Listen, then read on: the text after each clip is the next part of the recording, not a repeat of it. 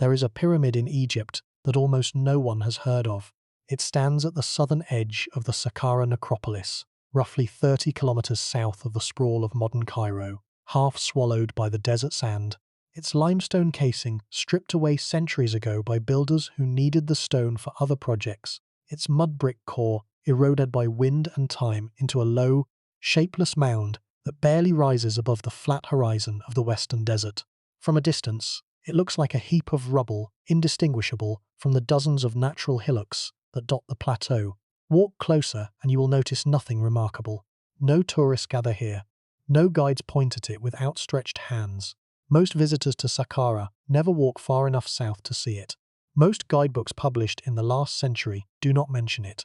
Most Egyptologists, even those who have spent entire careers studying the pyramids, give it no more than a passing footnote.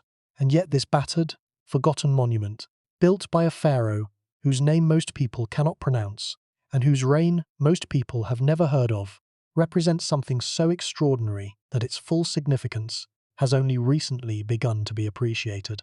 It is the last completed royal pyramid in Egyptian history, the very last one. That sentence deserves a moment of absolute silence.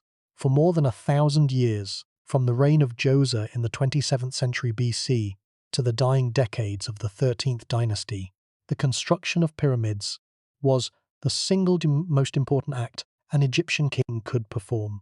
It was not a choice. It was not a matter of personal taste. It was a theological obligation so profound that a pharaoh who failed to build a pyramid risked not merely his own afterlife, but the stability of the entire cosmic order. The pyramid was the mechanism through which the dead king became a god. The pyramid was the stone machine that propelled the royal spirit into the circumpolar stars. The pyramid was the guarantee that Maat, the divine balance of truth and justice that held the universe in order, would continue to function, generation after generation, dynasty after dynasty. For more than 10 centuries without interruption, the kings of Egypt poured the wealth and labor of the richest agricultural civilization in the ancient world into these colossal monuments. They quarried millions of blocks of limestone. They conscripted tens of thousands of laborers. They built causeways and temples and enclosure walls that stretched across the desert plateau like cities dedicated entirely to the dead. The pyramid tradition was not a phase. It was the heartbeat of Egyptian civilization, and then it stopped, sometime around 1760 BC, according to current scholarly estimates. The last pyramid was sealed, its ingenious blocking mechanism triggered, its corridors closed forever, and no pharaoh after that ever completed another. The tradition that had defined Egyptian kingship for over a millennium simply ended, not with a catastrophe, not with a decree, not with a war. It ended with silence, with a completed monument that stood alone in the desert, waiting for a burial that would never come. The pharaoh who built that final pyramid was named Khendjer. His throne name was Userkar, a proper Egyptian royal name meaning the spirit of Ra is strong. But his birth name, Khendjer, is not Egyptian, it is Semitic. This tells us something deeply unsettling about the state of Egypt. At the moment, its most ancient tradition reached its end. By the time Khendjer came to power, the unified, confident, imperially dominant Egypt of the great pyramid builders was already unrecognizable. The 13th dynasty, to which Khendjer belonged, was a period of bewildering political instability. Kings rose and fell with startling rapidity. Some reigned for a decade, others for a year, and some perhaps for only months before being replaced. The central government was slowly losing control of the Nile Delta. Foreign populations were settling in the eastern borderlands. The old certainties, the unbroken lines of royal succession, the unchallenged authority of the pharaoh, the vast resources available for monumental construction, all of these were crumbling.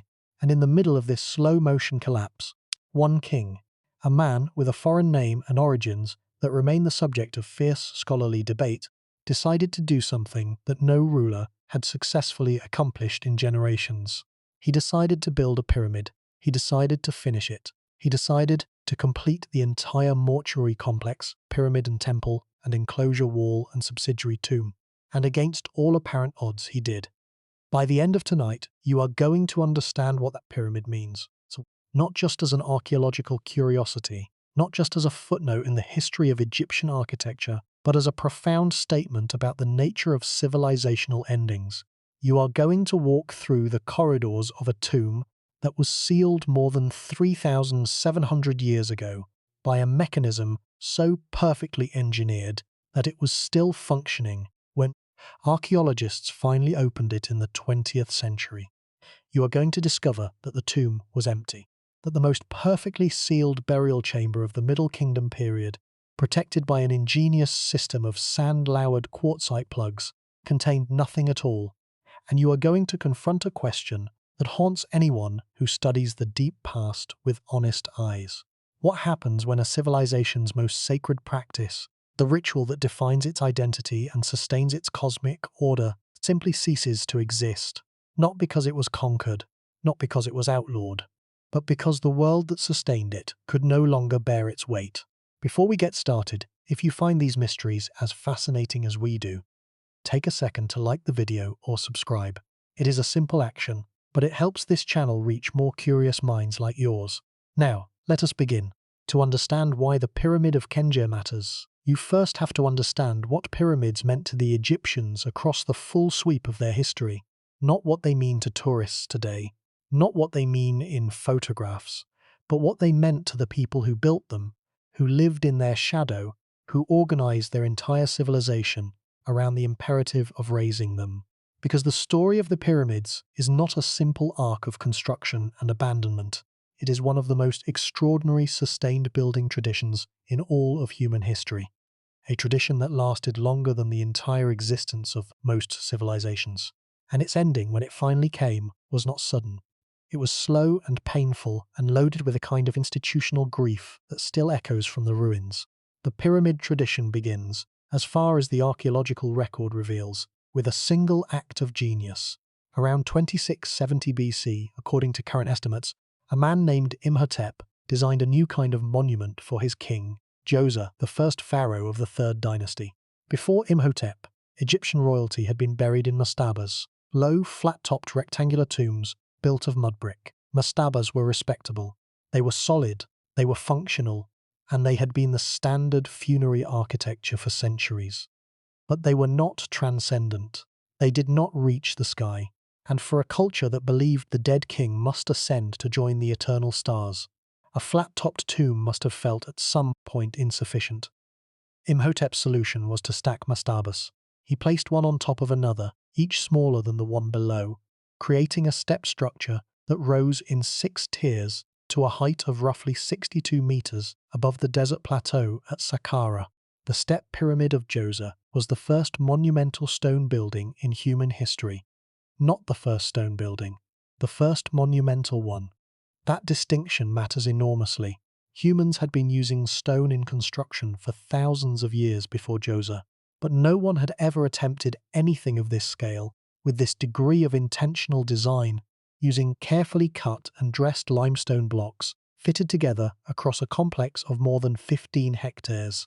The Step Pyramid compound included courtyards, ceremonial buildings, boundary markers, and a massive enclosure wall, all rendered in stone rather than mud brick, all designed to serve the king in his afterlife for eternity. The British archaeologist Cecil Firth, who conducted extensive excavations at the site in the 1920s, described the complex as the most remarkable achievement of the Third Dynasty, and noted that the precision of the stonework suggested a workforce that already possessed generations of accumulated knowledge in quarrying and masonry. This was not a first attempt. This was a first attempt at this scale. The impact of Djoser's Step Pyramid on subsequent Egyptian architecture cannot be overstated. Every pharaoh who followed Djoser understood, with the immediacy of revelation, that the pyramid was the supreme expression of royal power. The form evolved with astonishing speed. Within a century, Egyptian builders were experimenting with the transition from stepped to smooth-sided geometry. Sneferu, the first king of the Fourth Dynasty, and one of the most ambitious builders in all of Egyptian history, constructed at least 3 pyramids as he worked through the engineering challenges of creating a true, smooth-sided pyramid form. His first attempt, the pyramid at Meidum, may have originally been completed as a true pyramid. though it later partially collapsed, leaving the dramatic tower-like structure that stands there today. His second, the so-called Bent Pyramid at Dahshur, is one of the most visually striking monuments in Egypt. Partway up its face, the angle of the sides changes abruptly, shifting from a steep 54 degrees to a shallower 43 degrees. This change of angle was almost certainly an emergency correction, made when the builders realized that the original inclination was too steep for the structure to be stable. The Bent Pyramid is not a failure. It is a visible record of trial and error frozen in limestone, a monument to the engineering courage of builders who were inventing a new architectural form in real time. Sneferu's third pyramid, the Red Pyramid, also at Dahshur, was the first successful true pyramid. Its sides rise at a consistent angle of approximately 43 degrees to a height of roughly 104 meters. It is constructed of reddish limestone, which gives it its modern name, and it stands today as one of the best preserved pyramids in Egypt, a monument that most tourists overlook entirely because it lacks the fame of the Giza group. But the Red Pyramid proved that the smooth-sided form could work. It demonstrated that a pyramid could rise straight and true from a square base to a pointed apex without structural compromise. It was the proof of concept that made everything that followed possible, and what followed was the most concentrated burst of monumental construction in human history. Sneferu's son Khufu built the Great Pyramid at Giza. The numbers associated with this monument have become so familiar that they have lost their capacity to shock. So let them be stated again in a way that forces the mind to engage with their reality. The Great Pyramid originally stood at roughly 146 meters. It was the tallest structure built by human hands for more than 3,800 years. The next structure to surpass it was Lincoln Cathedral in England, completed in 1211 AD. That means the Great Pyramid held the record for tallest building on Earth for longer than the entire span of time that separates the construction of the Parthenon from the present day. The pyramid contains an estimated 2.3 million blocks of limestone, each weighing on average 2.5 tons, though some of the internal granite blocks transported from quarries at Aswan, more than 800 kilometers to the south, weigh as much as 80 tons. The base covers an area of roughly 5.3 hectares, equivalent to approximately 10 football fields.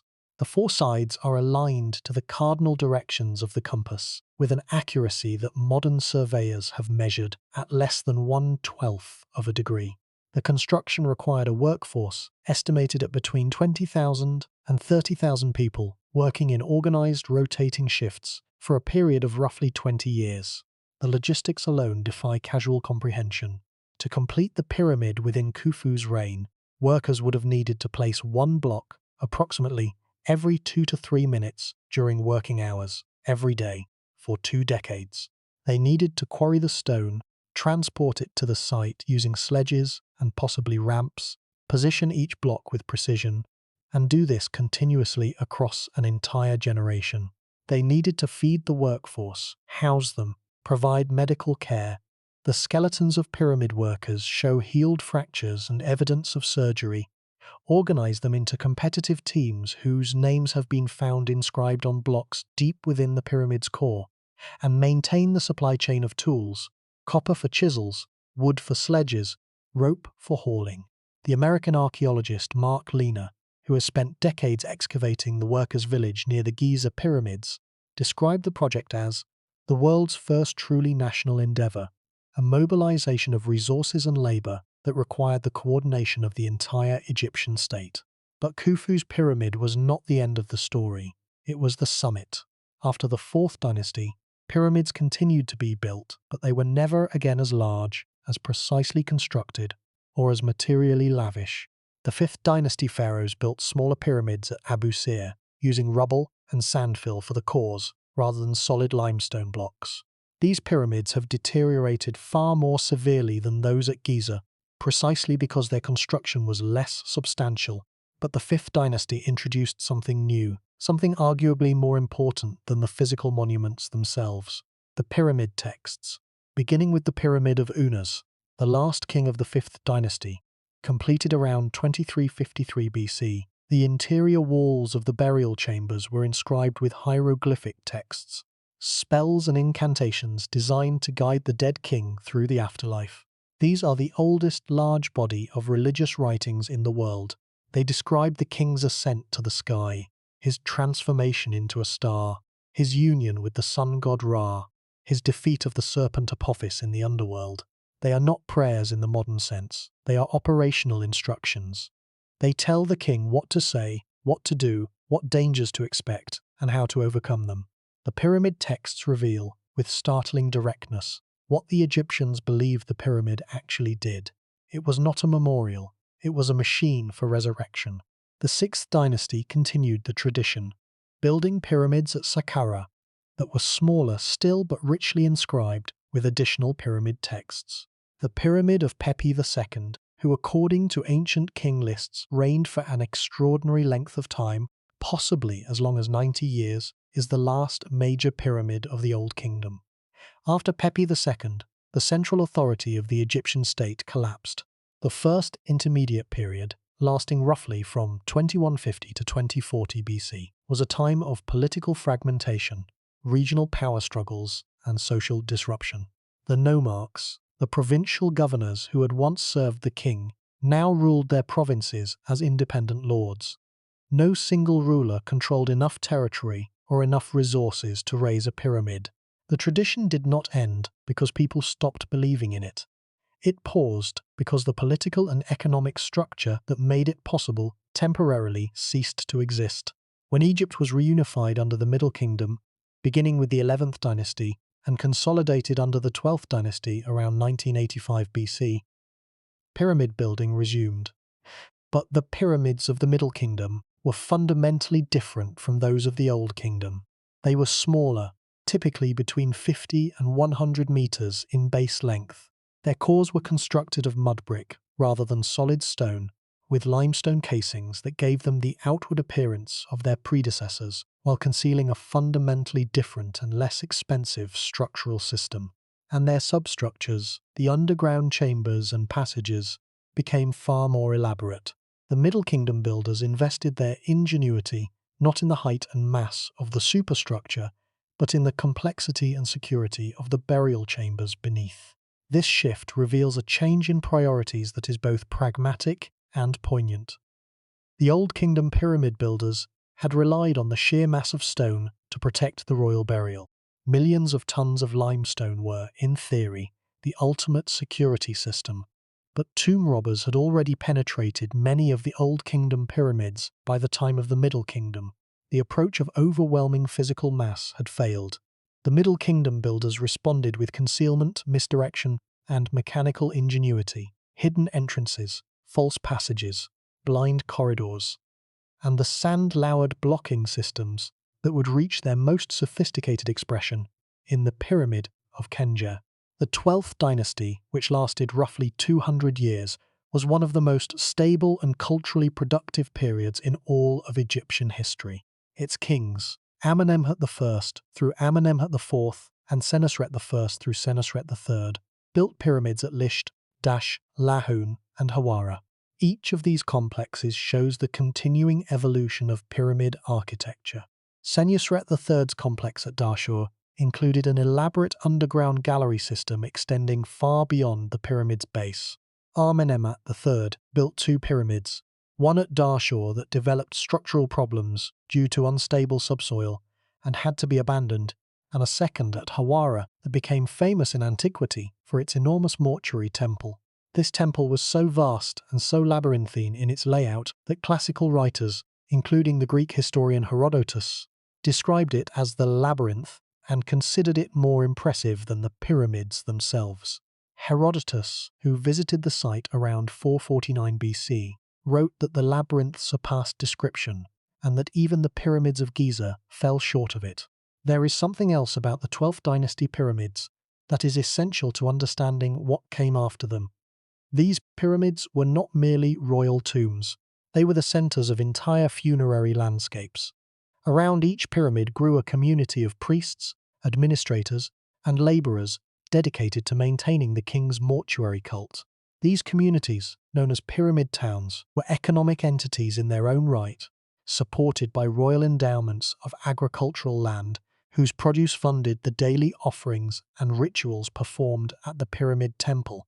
The pyramid town of Senusret II at Lone, excavated by the British archaeologist Flinders Petrie beginning in 1889, revealed a planned settlement of remarkable sophistication, with streets laid out on a grid, houses of varying sizes arranged by social rank, granaries, workshops, and administrative buildings. The Lahan papyri, discovered in the town's ruins, include letters, accounts, medical texts, and administrative documents that provide an extraordinarily detailed picture of daily life in a Middle Kingdom community. The pyramid was not just a monument, it was an institution. It created and sustained a living community around itself. When the 12th dynasty ended and the 13th began, these pyramid town communities did not immediately vanish. The mortuary cults of earlier kings continued to receive offerings, at least for a time.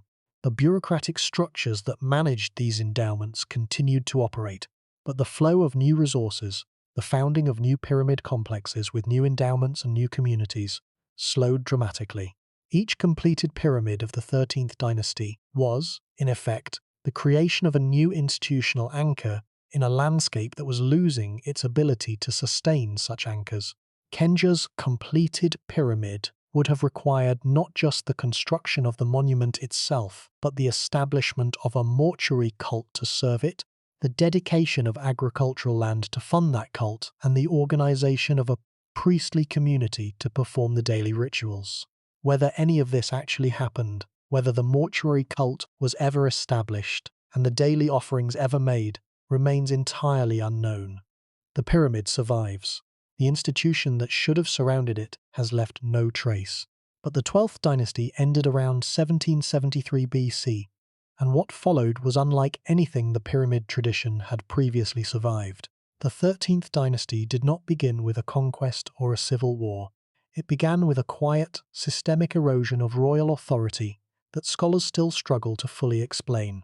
The succession became erratic. Kings followed each other in rapid, sometimes bewildering sequence, with no clear pattern of hereditary succession. The Danish Egyptologist Kim Ryholt, whose 1997 study of the Second Intermediate Period remains the most comprehensive analysis of this era, identified more than 50 kings in the 13th dynasty alone. Some of these rulers are known only from a single scarab seal, a fragment of a statue base, or a name on a papyrus list. Many of them may not have controlled the entire country. The apparatus of the state, the bureaucracy, the priesthood, the military, the tax collection system continued to function.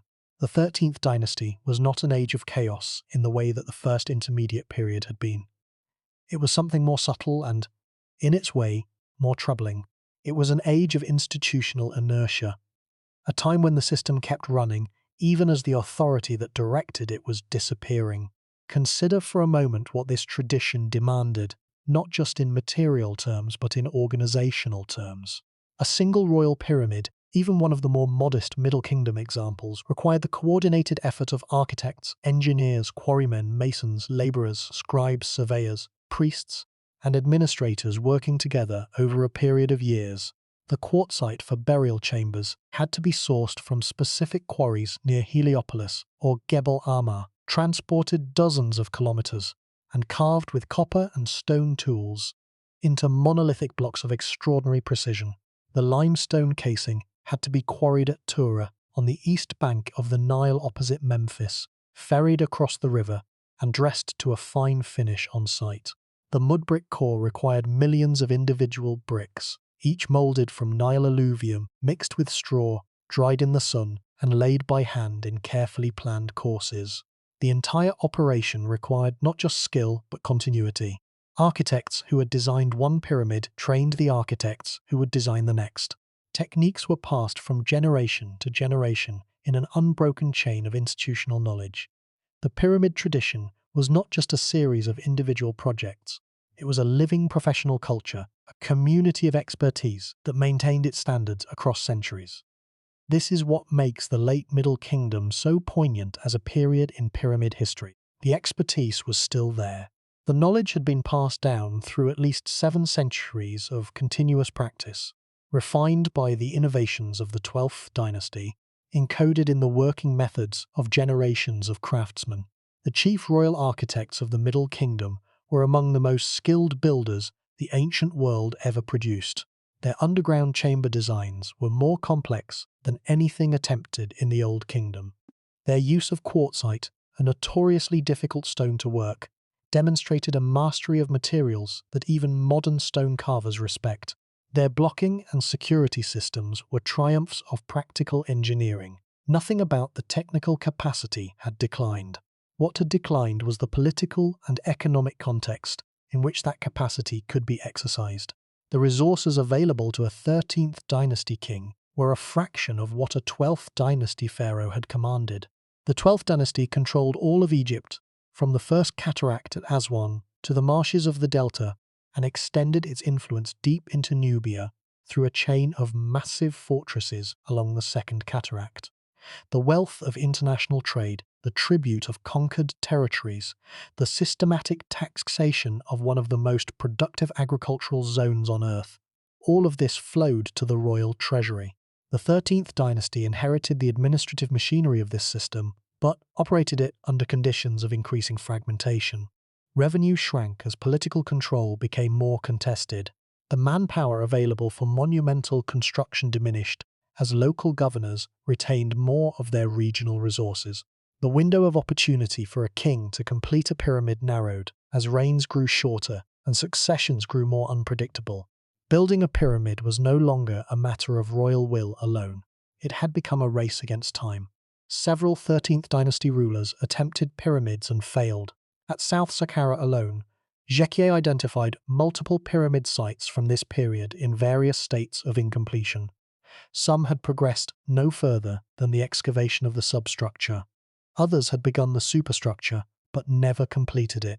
The archaeological record of the southern Saqqara plateau reads like a catalogue of interrupted ambitions, a series of projects begun in hope and abandoned in succession crises, political upheavals, or simply the exhaustion of available resources.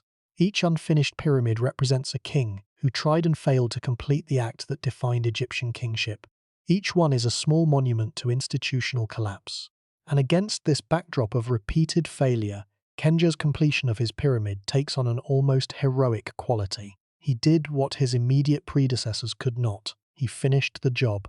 The question of why Khendjer succeeded where others failed is one that Egyptologists have debated without reaching consensus. The German scholar Thomas Schneider, who has written extensively on the foreign-born rulers of the 13th dynasty, has suggested that Khendjer may have had access to resources or alliances that other kings lacked, perhaps connections to trading networks in the Levant that supplemented the declining domestic revenue base. Reichelt has proposed that Khendjer's reign, which he estimates at approximately 4 to 5 years based on the limited textual evidence, may have been a period of relative stability within the broader instability of the dynasty. Others have pointed to the modest size of the pyramid itself as the key factor, arguing that Khendjer succeeded precisely because his ambitions were scaled to match his reduced means. He did not attempt a monument on the scale of the 12th dynasty pyramids. He built what he could, and he built it well. The contrast between the Great Pyramid and Khendjer's monument tells this story in pure geometry. Khufu's pyramid had a base length of roughly 230 meters per side. Khendjer's had a base length of roughly 52 meters. Khufu's rose to 146 meters. Khendjer's rose to roughly 37 meters. Khufu's was built of solid limestone blocks, each one cut, transported, and placed with obsessive precision. Khendjer's was built of mud brick, sturdy and competent but a fraction of the weight and permanence of solid stone. If you set the two pyramids side by side, Khufu's would dwarf Khendjer's the way a cathedral dwarfs a chapel. But the chapel was finished, and in the 13th dynasty, finishing was the miracle. Whatever the explanation, the result stands in the desert as a testament to something deeply human. The refusal to accept that a tradition is over. The insistence on completing the ritual, even when the world that gave it meaning is falling apart.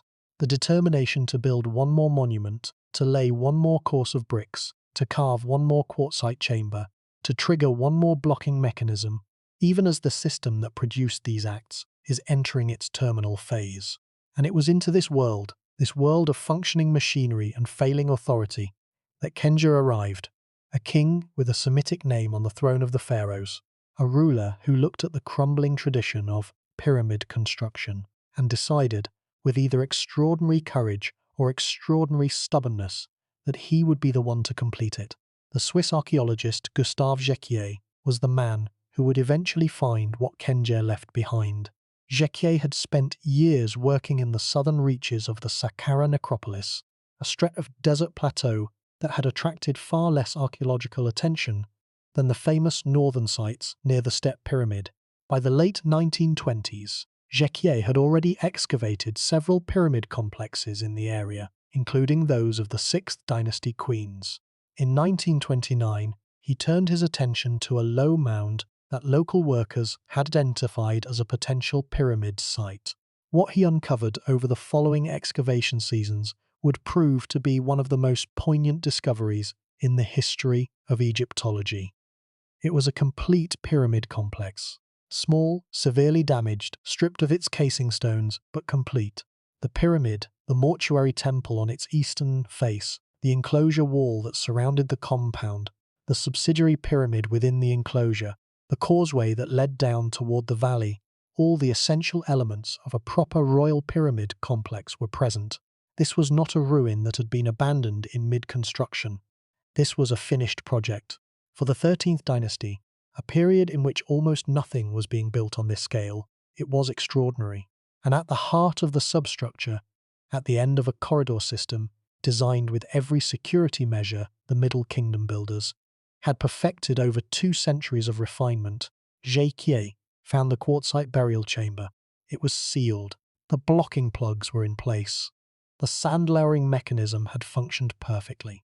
No one had entered this chamber since the day it was sealed, nearly 4,000 years before. When the blocking plugs were finally moved and the chamber opened, Jecquier stared into emptiness. No coffin, no mummy, no canopic jars, no funerary equipment of any kind. The last completed royal pyramid in Egyptian history, sealed with perfect precision by a mechanism of elegant simplicity, had never received its intended burial. The king was gone, the tomb was ready, and the two had never met. It is worth pausing to acknowledge the sheer span of time involved. From Djoser's Step Pyramid to Khendjer's completed monument, the pyramid tradition lasted roughly 900 years. 900 years. To put that in perspective, 900 years before the present moment takes us back to the 12th century, to the era of the Crusades, to a Europe where Gothic cathedrals were just beginning to be imagined, and the Byzantine Empire still held Constantinople. Every major European architectural tradition, Romanesque, Gothic, Renaissance, Baroque, Neoclassical, Modernist, fits comfortably inside the span of time that the Egyptians devoted to a single building type. And during that entire span, the fundamental theological purpose of the pyramid never changed. The form evolved, the materials shifted, the scale decreased, the engineering grew more ingenious even as the resources grew more scarce. But the purpose, the launching of the king's spirit into eternity, remained constant from first to last. What died with Khendjer's pyramid was not an architectural fashion. It was a cosmological commitment.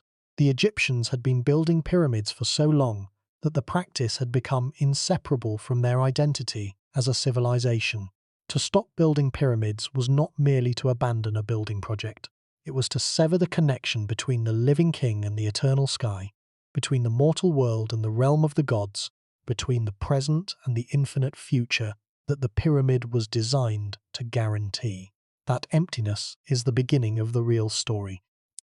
To grasp the full weight of what Gustave Jecquier found at the southern edge of Saqqara, you need to see the Pyramid of Khendjer, not as an isolated monument, but as the final scene in a drama that had been playing out across the Egyptian landscape for generations. The 13th Dynasty was not simply a period of decline. It was something more complex and in many ways more disturbing. It was a period of desperate institutional continuity, a time when the bureaucratic machinery of the Egyptian state continued to function with mechanical reliability, Even as the political authority that directed it was hollowing out from within, the temples stayed open, the scribes kept records, the provincial administrators collected taxes, the army maintained its garrisons. Everything looked, on the surface, as though the system was still working. But the throne itself, the focal point of the entire structure, had become unstable in a way that no amount of administrative competence could compensate for.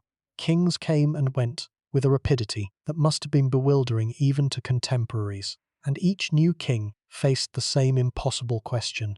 How do you maintain the appearance of eternal, divinely sanctioned authority when the entire court knows that the last king held the throne for only 18 months? Khendjer's pyramid is the most vivid physical expression of this paradox. It is a monument built by a weakening state using techniques refined over nearly a millennium of continuous practice. The engineering is competent, the theology is orthodox, the ambition is genuine. Every element of the complex follows the conventions established by centuries of tradition. The orientation, the layout, the proportions, the materials, the relationship between pyramid and temple and enclosure wall, all of it conforms to the principles that had governed pyramid construction since the Old Kingdom. The builders of Khendjer's pyramid knew exactly what they were doing. They had inherited a body of architectural and engineering knowledge that stretched back to Imhotep himself, and they applied it with evident care. There is nothing sloppy about this monument. There is nothing improvised. It is a proper royal pyramid, built according to the rules, completed according to the schedule, sealed according to the ritual, and yet the tomb is empty. Something went catastrophically wrong between the completion of the pyramid and the death of the king. And no one, not Jekié, not the generations of scholars who have studied his reports, not the archaeologists who have revisited the site with modern technology, knows what it was. The pyramid itself, as Jekié documented it across several seasons of careful excavation, revealed a structure of considerable architectural sophistication despite its modest scale. The base measured roughly 52 meters on each side. The original height has been estimated at approximately 37 meters, calculated from the angle of the surviving core and the known proportions of similar Middle Kingdom pyramids. The core was built of mud brick, millions of individual sun-dried bricks laid in carefully planned courses, following the construction practice that had become standard during the 12th dynasty.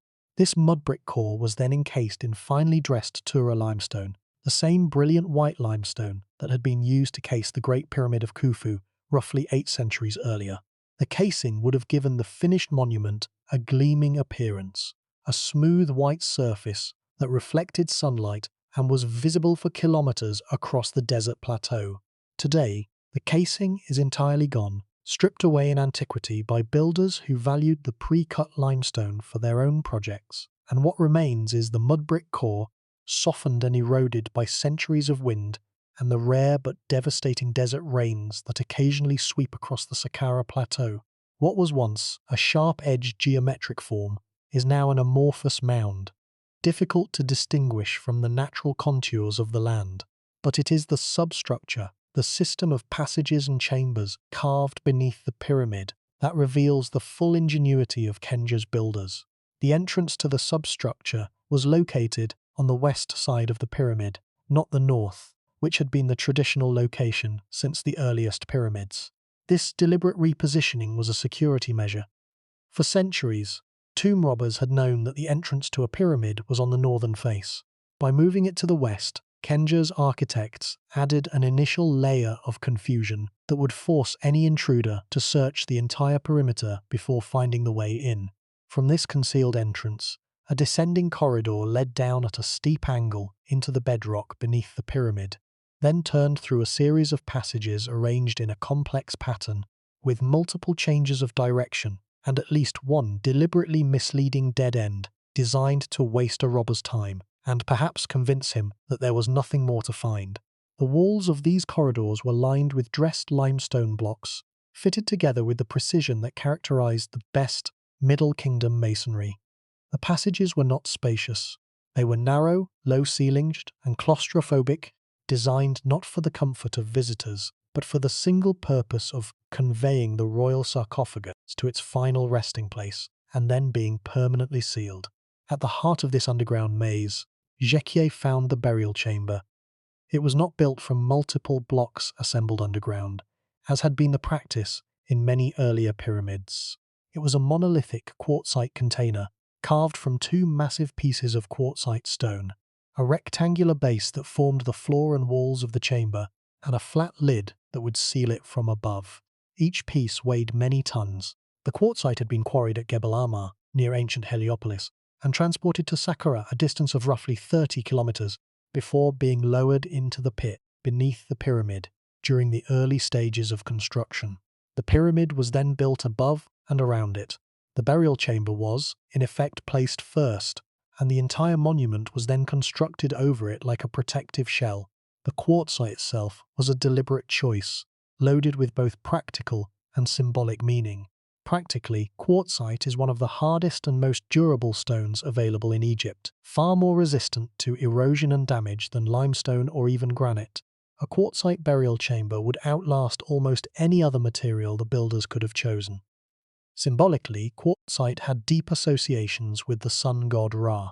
Its golden reddish color was understood by the Egyptians as a manifestation of solar energy, and placing the dead king within a quartzite chamber was equivalent to enclosing him in solidified sunlight, surrounding him with the substance of divinity itself. The choice of quartzite for the burial chamber was not an aesthetic preference. It was a theological statement.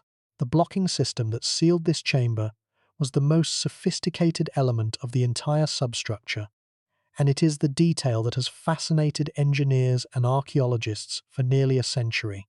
The system worked on a principle of controlled gravity. Massive quartzite plugs were held in a raised position by sand packed into channels carved into the surrounding bedrock.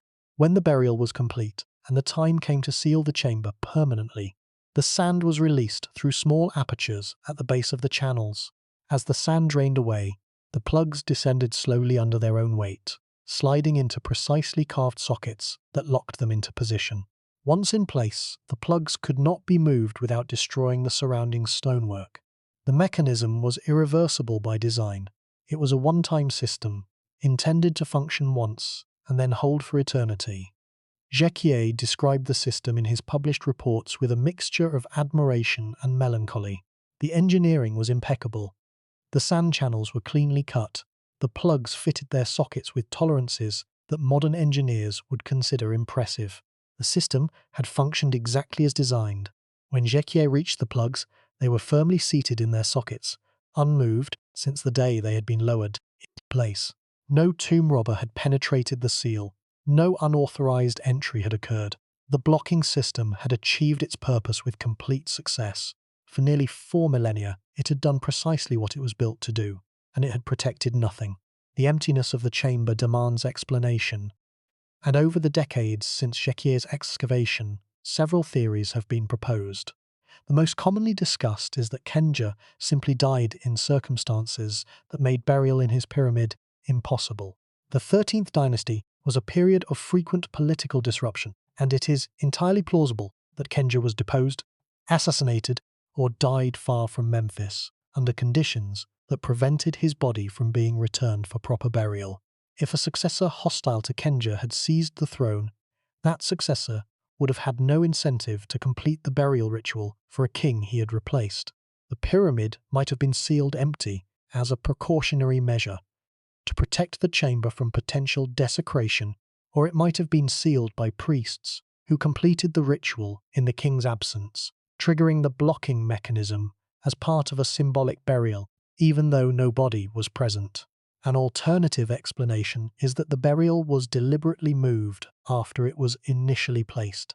This theory requires that the blocking system be circumvented somehow, perhaps through an access shaft or passage that has not yet been discovered, or that was subsequently destroyed. The relocation of royal burials is well attested in later Egyptian history. The priests of the 21st dynasty systematically removed and rewrapped royal mummies from the Valley of the Kings and collected them in hidden caches to protect them from tomb robbers.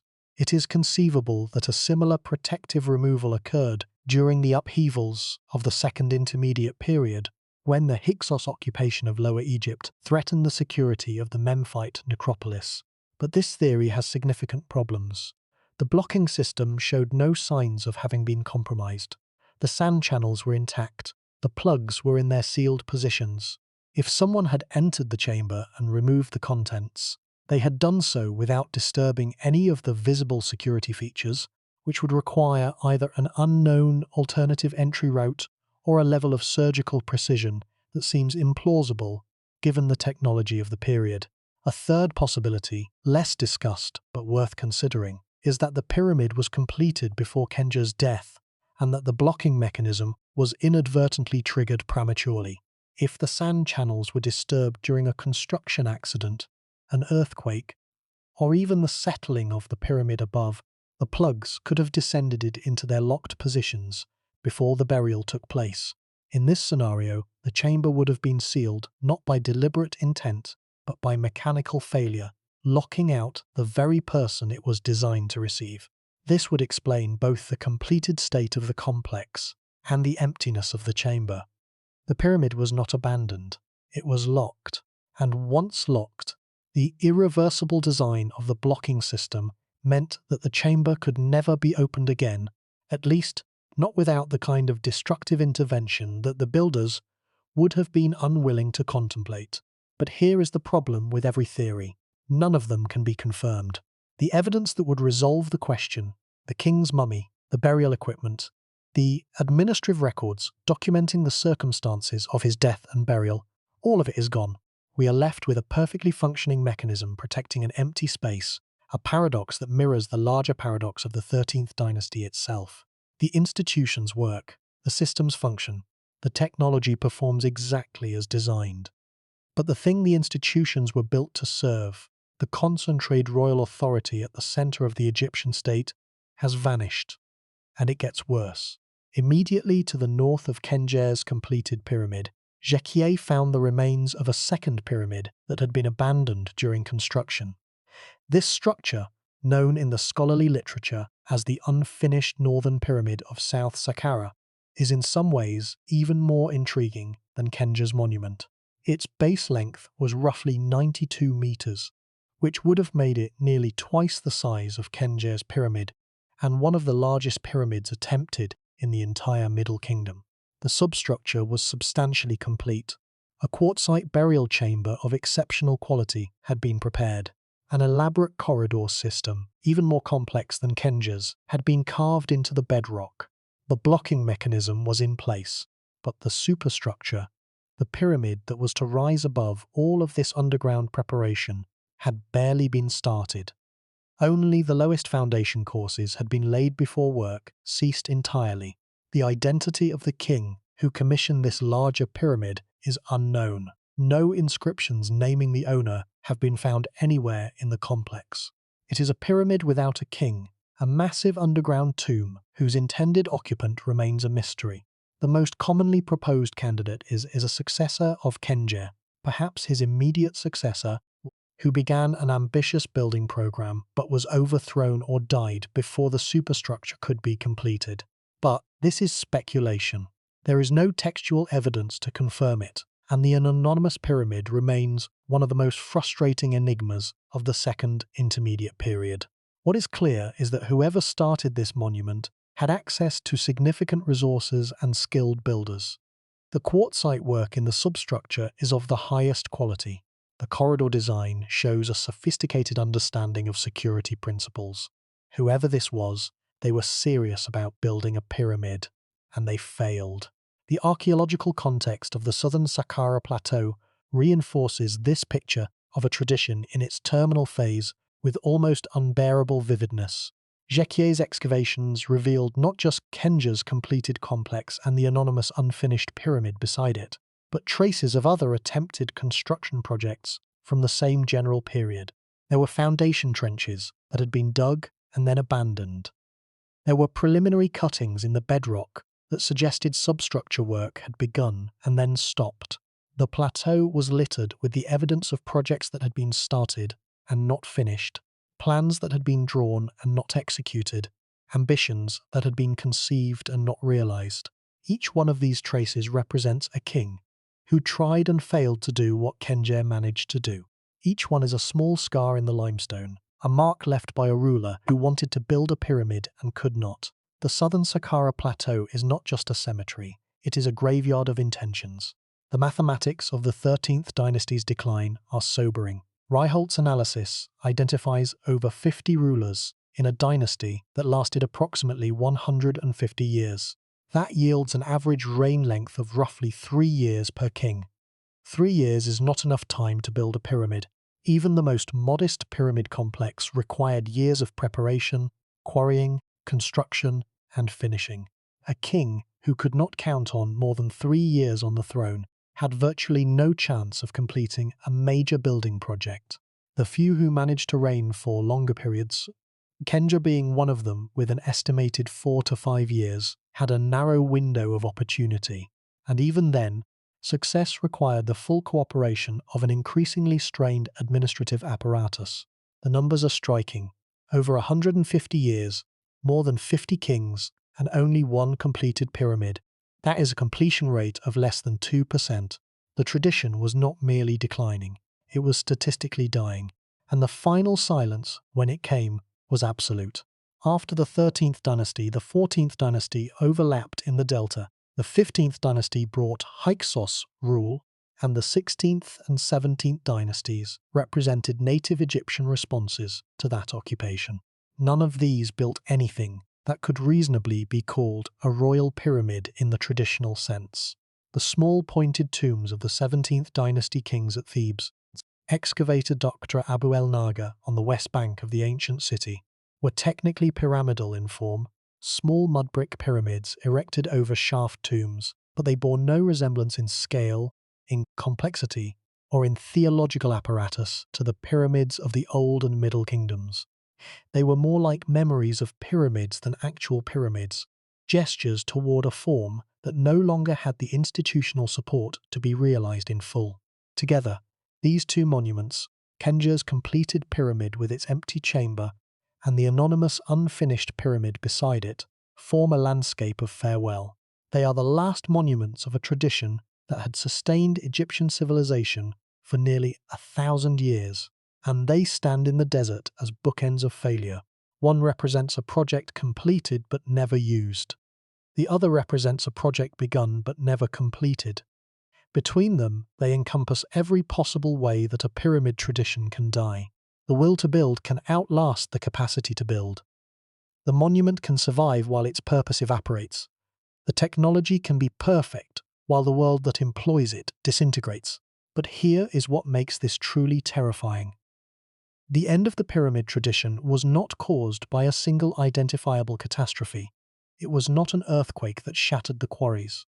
It was not an invasion that slaughtered the builders. It was not a religious revolution that declared pyramids forbidden.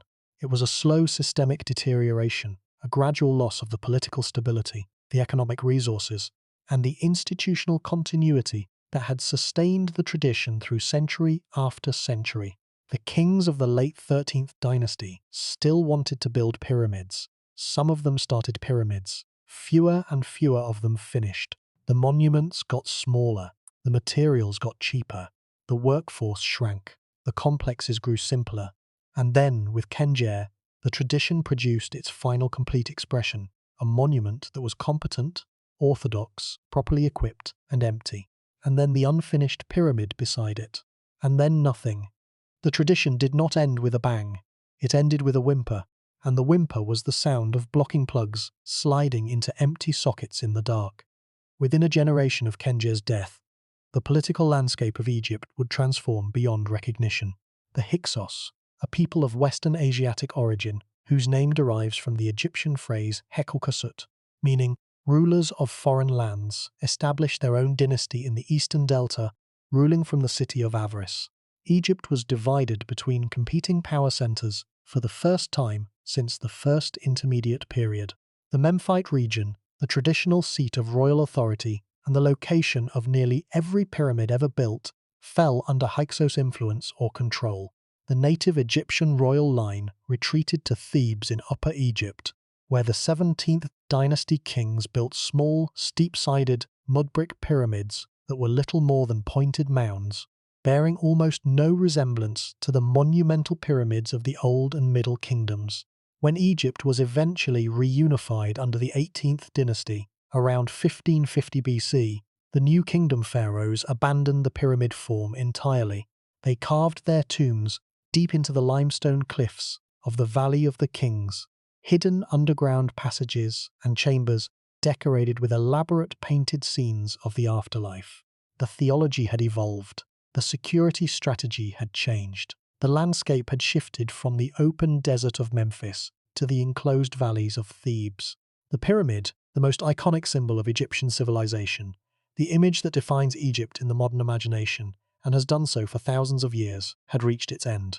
And its last completed example was a modest mud brick monument at the edge of the southern Saqqara desert, built by a king with a foreign name, sealed by an ingenious mechanism, and found empty by a Swiss archaeologist more than 3.5 millennia later. There is a further dimension to the mystery of Khendjer that deserves careful attention, and it concerns the king himself. Khendjer is one of the most enigmatic rulers of the entire Second Intermediate Period, and almost everything about him is subject to scholarly dispute. His throne name, Userkher, is conventionally Egyptian and follows the patterns established by earlier dynasties, but his birth name, Khendjer, is Semitic. This linguistic duality has generated intense debate. One school of thought holds that Khendjer was of foreign extraction, perhaps a man of Levantine or Canaanite ancestry, who rose through the ranks of the Egyptian military or administration to achieve the highest office. This would not have been unprecedented.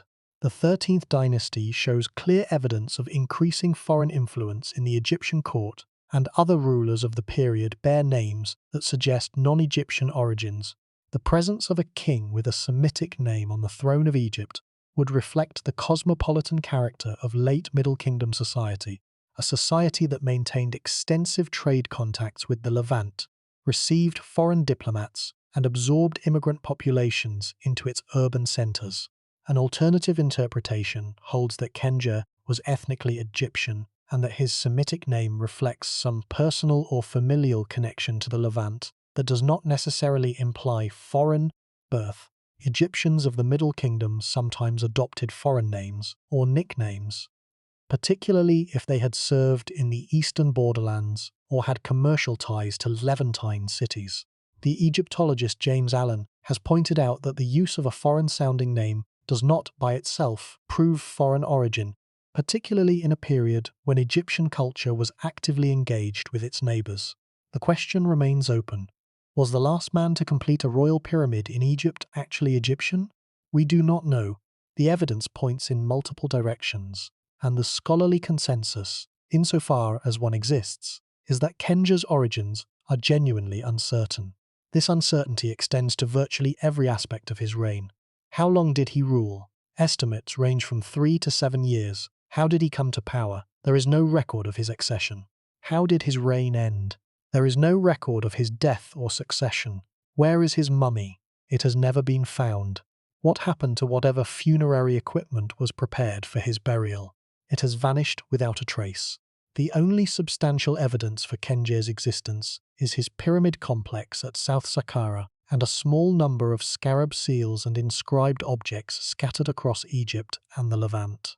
He is, in the most literal sense, a king defined by his monument. Take away the pyramid, and Khendjer would be nothing more than a name on a list, one of dozens of shadowy 13th dynasty rulers known from a seal impression or a damaged cartouche. Yet the pyramid he built endures, battered, stripped, eroded, reduced to a shapeless mound that camels walk past without curiosity. It endures. And the quartzite burial chamber, deep beneath it, perfectly sealed, perfectly empty, endures as well. The mechanism that was supposed to protect the king for eternity now protects nothing, and has done so with flawless efficiency for more than 37 centuries. There is something in that image, a machine performing its function without purpose, a lock guarding an empty room that reaches beyond archaeology into the realm of parable. Nicolas Grimal, the French Egyptologist whose comprehensive history of ancient Egypt remains a standard reference, described the 13th dynasty as a period in which the state machinery continued to function, but the driving force behind it was fading. That observation, precise and devastating in its simplicity, captures the essence of what Khendjer's pyramid represents.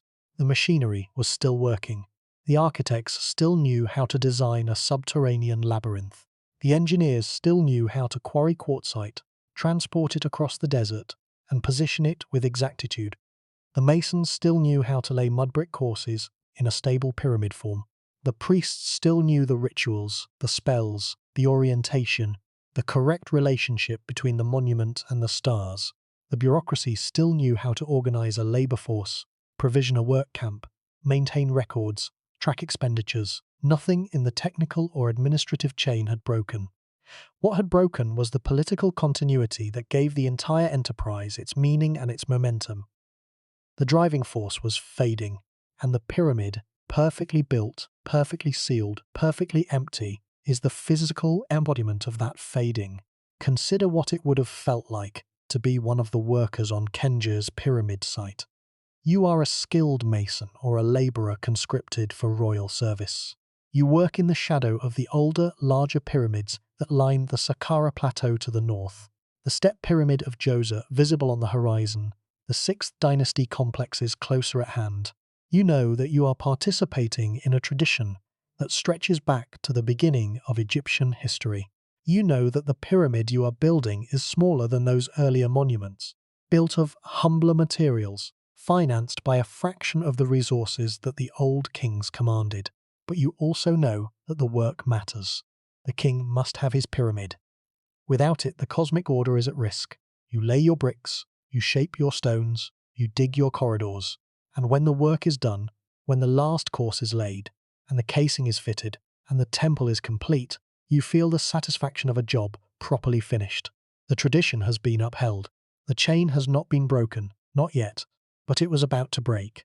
And the workers who sealed Khendjer's pyramid and walked away from the site had no way of knowing that they were the last people who would ever perform that particular act. The masons who dressed the final casing stones were the last masons who would ever dress casing stones for a completed royal pyramid. The priests who performed the consecration rituals were the last priests who would ever consecrate a new pyramid complex. The scribes who recorded the expenditures were the last scribes who would ever tally the costs of a finished pyramid project. Every one of them was the last practitioner of an ancient art, and none of them knew it. That is perhaps the most haunting dimension of Khendjer's pyramid. It is not just a monument to a dead king. It is a monument to a dying practice, and the people who built it believed, as people always believe, that what they were doing would continue.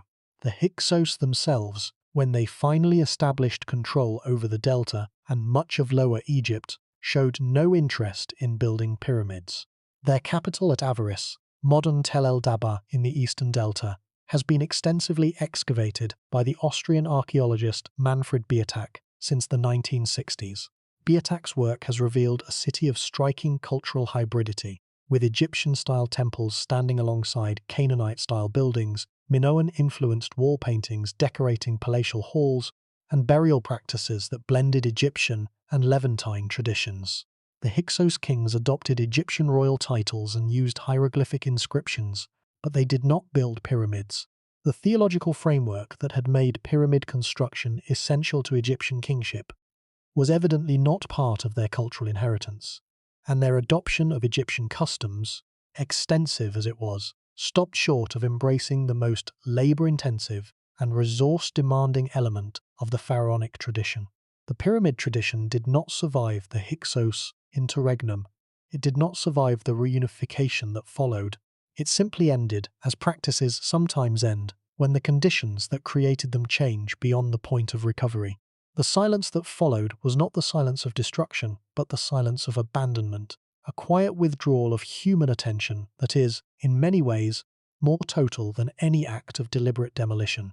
The silence that followed is the kind of silence that historians find almost painful to contemplate. For roughly 900 years, the Egyptian landscape had been periodically transformed by the construction of massive geometric monuments. The quarries had echoed with the sound of copper chills striking limestone. Sledges loaded with multi-ton blocks had creaked along specially built causeways. Work gangs had sung hauling songs whose words have been found inscribed on quarry walls. Architects had paced the desert with measuring ropes, laying out the precise squares that would become the foundations of eternity. And then all of that stopped. The quarries fell quiet. The causeways crumbled. The work camps emptied. The specialists who had devoted their lives to pyramid construction, the masons, the surveyors, the rope makers, the quarrymen, found their skills unwanted. Within a generation or two, the living knowledge of how to build a pyramid, the practical craft knowledge that no amount of theoretical understanding can replace, began to die with its practitioners. By the time the New Kingdom pharaohs came to power, the pyramids at Giza and Saqqara were already ancient monuments, objects of wonder and pilgrimage, not templates for new construction. The tradition was not forgotten. It was remembered. But it was remembered the way we remember a language we can no longer speak. With admiration, with nostalgia, and with the knowledge that the world it belonged to no longer exists. Something is wrong with our assumptions about how civilizations lose their defining traditions. We tend to imagine these losses as dramatic events, catastrophic moments when everything changes at once. The reality, as Khendjer's pyramid demonstrates with painful clarity, is almost always the opposite. Traditions die slowly. They die incrementally, imperceptibly, one unfinished project at a time. They die from the edges inward, from the periphery toward the center. They die while the people practicing them still believe in them absolutely. And by the time anyone realizes the tradition is over, it has already been over for years. The last person who could have saved it did not know they were the last. They went about their work, laid their bricks, carved their corridors, and sealed their chambers, believing that someone would follow them. No one did, and the desert, patient and indifferent, closed over the evidence like a slow tide covering footprints in the sand. The story of Khendjer's pyramid gains its deepest resonance when it is placed alongside other moments in history where monumental traditions reached their final expression. Because Khendjer was not the only builder in the ancient world to construct a last monument, and the pyramid tradition was not the only great building practice to die a slow institutional death. Across the ancient world, from Mesopotamia to Mesoamerica, from the Mediterranean to the highlands of Southeast Asia, civilizations raised monuments that defined their identity, sustained those traditions for centuries, and then watched them end. Each ending has its own character, its own circumstances, its own particular blend of internal decay and external pressure. But all of them share a common thread with Khendjer's story. The tradition does not end because people stop believing in it. It ends because the world that makes it possible changes beyond the point of recovery. The first parallel worth examining in detail comes from the opposite end of the ancient Near East, from the alluvial plains of southern Mesopotamia, where the Sumerians and their successors built a very different kind of monument. The ziggurat, the stepped temple tower that was the defining architectural achievement of Mesopotamian civilization, followed a trajectory that mirrors the Egyptian pyramid tradition in haunting ways. The great ziggurats of Uruk, and Eridu were massive structures of mud brick, rising in broad terraces from the flat plain, crowned by temples dedicated to the patron deities of their respective cities.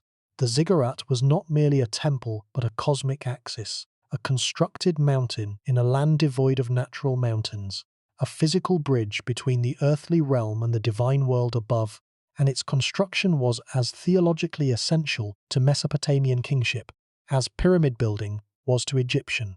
The ziggurat of built by King Namu of the 3rd Dynasty of around 2100 BC, was the most famous of these structures.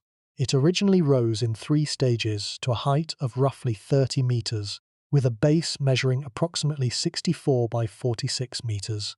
Its core was solid mud brick, its outer face was covered with baked brick set in bitumen, and its surface was punctuated by drainage channels designed to carry away rainwater that would otherwise have dissolved the mud brick core from within. The British archaeologist Leonard Woolley, who excavated the ziggurat in the 1920s, the same decade that Khendjer was working at South Saqqara, described the moment he first grasped the structure's scale. Standing at the base of the ruin, looking up at the massive battered walls that still rose to a considerable height despite millennia of erosion, Woolley wrote that he felt he was standing at the foot of a mountain made by human hands. That is not a novelist. That is a scientist describing what the evidence forced him to see. The ziggurat tradition lasted far longer than the pyramid tradition, spanning roughly 2,000 years, from the earliest examples in the 4th millennium BC to the last great ziggurat construction under the Neo-Babylonian king Nebuchadnezzar II in the 6th century BC. Nebuchadnezzar's rebuilding of the great ziggurat of Babylon, which some scholars have identified with the biblical Tower of Babel, was the final major expression of this architectural tradition, and like Khendjer's pyramid, it represents a last effort to sustain a practice that the changing world was about to make impossible. Within decades of Nebuchadnezzar's death, the Persian king Cyrus the Great conquered Babylon, and the independent Mesopotamian kingdoms that had sustained the ziggurat tradition for millennia ceased to exist. The ziggurats were not destroyed. Many of them continued to stand for centuries, but no new ones were built. The tradition ended not through violence, but through the disappearance of the political and religious context that had given it meaning. The parallels with the Egyptian pyramid tradition are so precise that they almost seem designed to make a point about the fragility of monumental cultures. But the Mesopotamian parallel, striking as it is, lacks the element that makes Khendjer's story so personally affecting: the empty burial chamber, the mechanism that worked perfectly to protect nothing. For that particular kind of tragedy, the best comparison may come from the other side of the world. In the tropical lowlands of what is now Guatemala, Belize, Honduras, and southern Mexico, the Maya civilization built pyramids too. Maya pyramids were different from Egyptian ones in almost every respect. They were stepped rather than smooth-sided. They were topped with temples rather than sealed with capstones, and they served as platforms for ongoing ritual rather than as sealed tombs, though many of them did contain royal burials within their cores. But the Maya pyramid tradition shares with the Egyptian one a remarkable trajectory of growth, elaboration, and eventual cessation. The great Maya cities of the classic period, Tikal, Calakmul, Copan, Palenque, were dominated by towering pyramid temples that rose above the jungle canopy, their limestone surfaces painted in vivid reds and creams, their summit temples decorated with elaborate stucco sculptures depicting kings and gods. At Tikal, Temple 4 rises to a height of roughly 65 meters, making it one of the tallest pre-Columbian structures in the Americas. At El Mirador, in the dense jungle of northern Guatemala, the Danta Pyramid, built during the late pre-classic period around the 2nd or 1st century BC, has a total volume that exceeds that of the Great Pyramid of Khufu, though it is shorter in height because its base is spread across a much wider area. The Maya pyramid tradition lasted for more than a millennium, and then, between roughly 800 and 900 AD, the major cities of the southern Maya lowlands were abandoned. Tikal fell silent, Calakmul emptied, Copan's last dated inscription was carved in 822 AD, and within decades the city was deserted. The jungle moved in with terrifying speed. Within a century, the great plazas were carpeted with vegetation. Within 2 centuries, the pyramids were buried under root systems and forest canopy. The tallest temples, their upper sections still projecting above the trees, became navigation landmarks for hunters and travellers who had no idea what lay beneath the green surface below them. When the American explorer John Lloyd Stevens and the British artist Frederick Catherwood travelled through the Yucatan and Central America in 1839, hacking their way through dense jungle with machetes, they were stunned by what they found. Cities, enormous cities, with pyramids and plazas and carved monuments hidden beneath the forest for nearly 1,000 years. Stevens later wrote that the ruins produced in him an interest higher, if possible, than I had ever felt among the ruins of the old world. That interest was born not just of the grandeur of the architecture, but of the completeness of the forgetting. These were not remote outposts. These were the capitals of a civilization that had supported populations in the hundreds of thousands. that had developed one of only a handful of fully independent writing systems in human history, that had created a mathematical system incorporating the concept of 0 centuries before it appeared in Europe, and all of it had been swallowed by the forest. The causes of the classic Maya collapse remain one of the most intensely debated questions in all of archaeology. Drought, deforestation, soil exhaustion, warfare between competing city-states, social upheaval, the breakdown of trade networks, all of these have been proposed, and all of them may have played a role. Recent paleoclimatic research, using cave speleothems and lake sediment cores from the Yucatan Peninsula, has provided strong evidence for a series of severe droughts during the 9th and 10th centuries that would have devastated the rain-fed agriculture on which the lowland Maya depended. The American archaeologist Richardson Gill argued in his influential study of Maya drought that the droughts of this period were of sufficient severity and duration to have made the southern lowlands essentially uninhabitable for large populations. But drought alone does not explain why some cities survived while others did not, or why the northern Yucatan Maya cities like Chichen Itza and Uxmal continued to thrive for centuries after the southern cities collapsed. The math is striking. Over the course of roughly a century, the population of the southern Maya lowlands dropped by an estimated 80 to 90%. Cities that had sustained tens of thousands of people were reduced to empty ruins. The pyramid temples that had been the centers of political and religious life stood abandoned, their plaster facades peeling in the tropical rain, their painted surfaces fading to bare stone. The last stelae, the carved stone monuments that recorded the deeds and dates of Maya kings, were erected and then no more were carved. The tradition of recording royal history in stone, a practice that had lasted for more than 500 years, simply stopped. Like the Egyptian pyramid tradition, it did not end with a decree or a battle. It ended with a last monument, a last carved date, and then silence. There is another civilization whose monumental tradition died a slow institutional death, and whose story resonates with Khendjer's in ways that are both unexpected and deeply instructive. The civilization of Cahokia, in the Mississippi River floodplain of what is now southern Illinois, built the largest earthen mounds north of Mexico. The central mound at Cahokia, known today as Monk's Mound, is a massive platform of compacted earth that rises in 4 terraces to a height of roughly 30 meters, with a base covering an area of roughly 6 hectares. That makes it larger in footprint than the Great Pyramid of Khufu. Cahokia was the largest pre-Columbian settlement north of the Rio Grande, with a population that may have peaked at between 10,000 and 20,000 people around 1100 AD, surrounded by suburbs and satellite communities that brought the greater metropolitan area to perhaps 40,000. The city had a central plaza larger than any in Europe at the time, a sophisticated astronomical observatory made of wooden posts known as woodhenge, and a complex social hierarchy that included human sacrifice. And then, over the course of the 13th and 14th centuries, Cahokia was abandoned. The mound building ceased. The plazas emptied. The population dispersed into the surrounding countryside. By the time European explorers arrived in the 17th century, the mounds were silent, overgrown, and attributed by local Native American communities to a distant, mythologized past. The people who had built them were gone, and even the memory of who they were had become fragmentary and uncertain. The archaeologist Timothy Pauketat, who has spent decades studying Cahokia, has described the site as a Native American city that defies most Americans' understanding of their own continent's history. The phrase captures something important.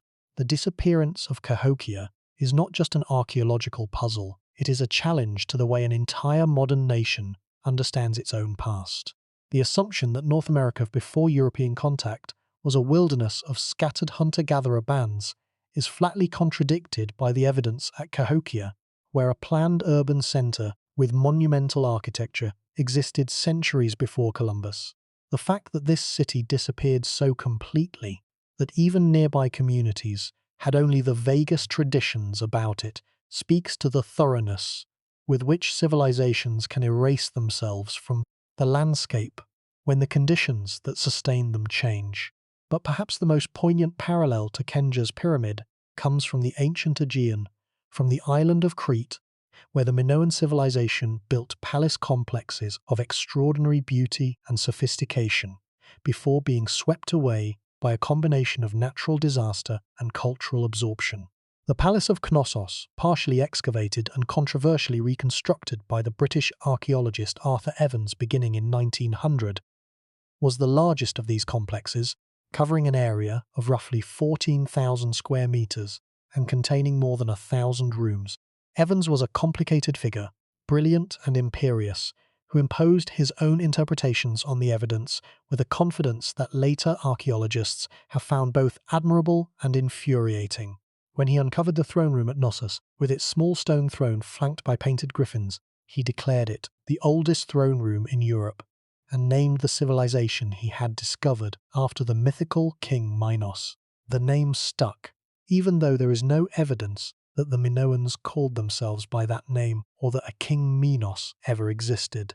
The Minoan palace tradition lasted roughly 600 years, from the construction of the first palaces around 1950 BC to the final destruction of Knossos around 1370 BC. During that time, the palaces served as administrative centers, religious sanctuaries, storage facilities, and ceremonial venues for a civilization that was among the most artistically accomplished in the ancient Mediterranean. The frescoes that decorated the palace walls, dolphins leaping through blue water, bull leapers arching over the horns of charging animals, elegant women in flounced skirts watching processions, are among the most beautiful works of art to survive from the ancient world. The Minoans developed at least two writing systems, known as Linear A and the earlier Cretan hieroglyphic script, neither of which has been fully deciphered. Linear A texts have been found on clay tablets, stone vessels, metal objects, and painted inscriptions across Crete and the wider Aegean, but the language they record remains unknown. We can read the signs. We cannot understand the words. The Minoan palaces were destroyed and rebuilt multiple times, probably by earthquakes, before their final destruction.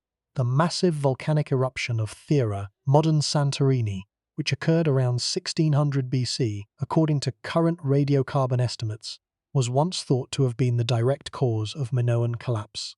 The eruption was one of the largest in recorded history, ejecting an estimated 60 cubic kilometers of material into the atmosphere and generating tsunamis that struck the northern coast of Crete.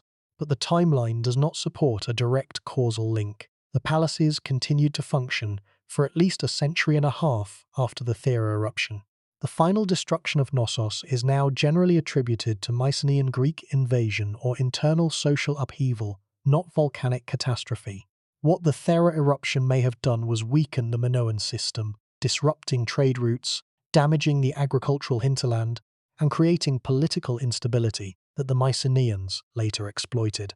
The palaces fell not to a single blow, but to a combination of stresses that accumulated over generations, each one manageable in isolation, collectively fatal. And it gets stranger.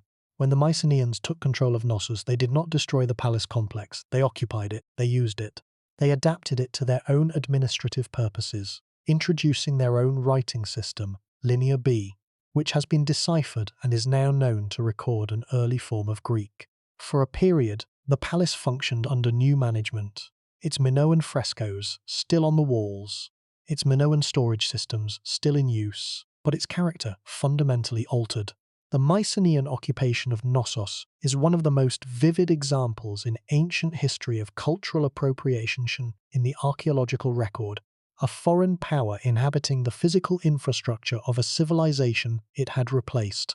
And eventually, even the Mycenaean-occupied palace was destroyed, around 1370 BC, and never rebuilt. The last palace complex on Crete fell silent. The 1,000 rooms of Knossos filled with rubble and dust. The frescoes crumbled. The tablets were baked hard by the fires that destroyed the palace, preserving them accidentally for future archaeologists.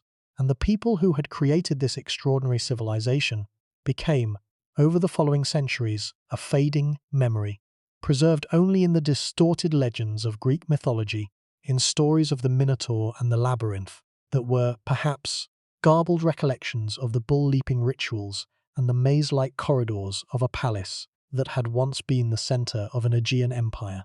Each of these vanished traditions, the ziggurats of Mesopotamia, the pyramid temples of the Maya, the mound complexes of Cahokia, the palaces of Minoan Crete, shares with Khendjer's pyramid a common architecture of loss.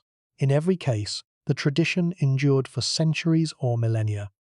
In every case, the tradition was not merely a building practice, but a theological or political necessity, woven into the identity of the civilization so deeply that abandoning it was almost unthinkable. In every case, the tradition died not through a sudden catastrophe, but through a gradual erosion of the conditions that sustained it. And in every case, the last expression of the tradition has an almost elegiac quality, a sense of finality that the builders themselves may or may not have recognized at the time.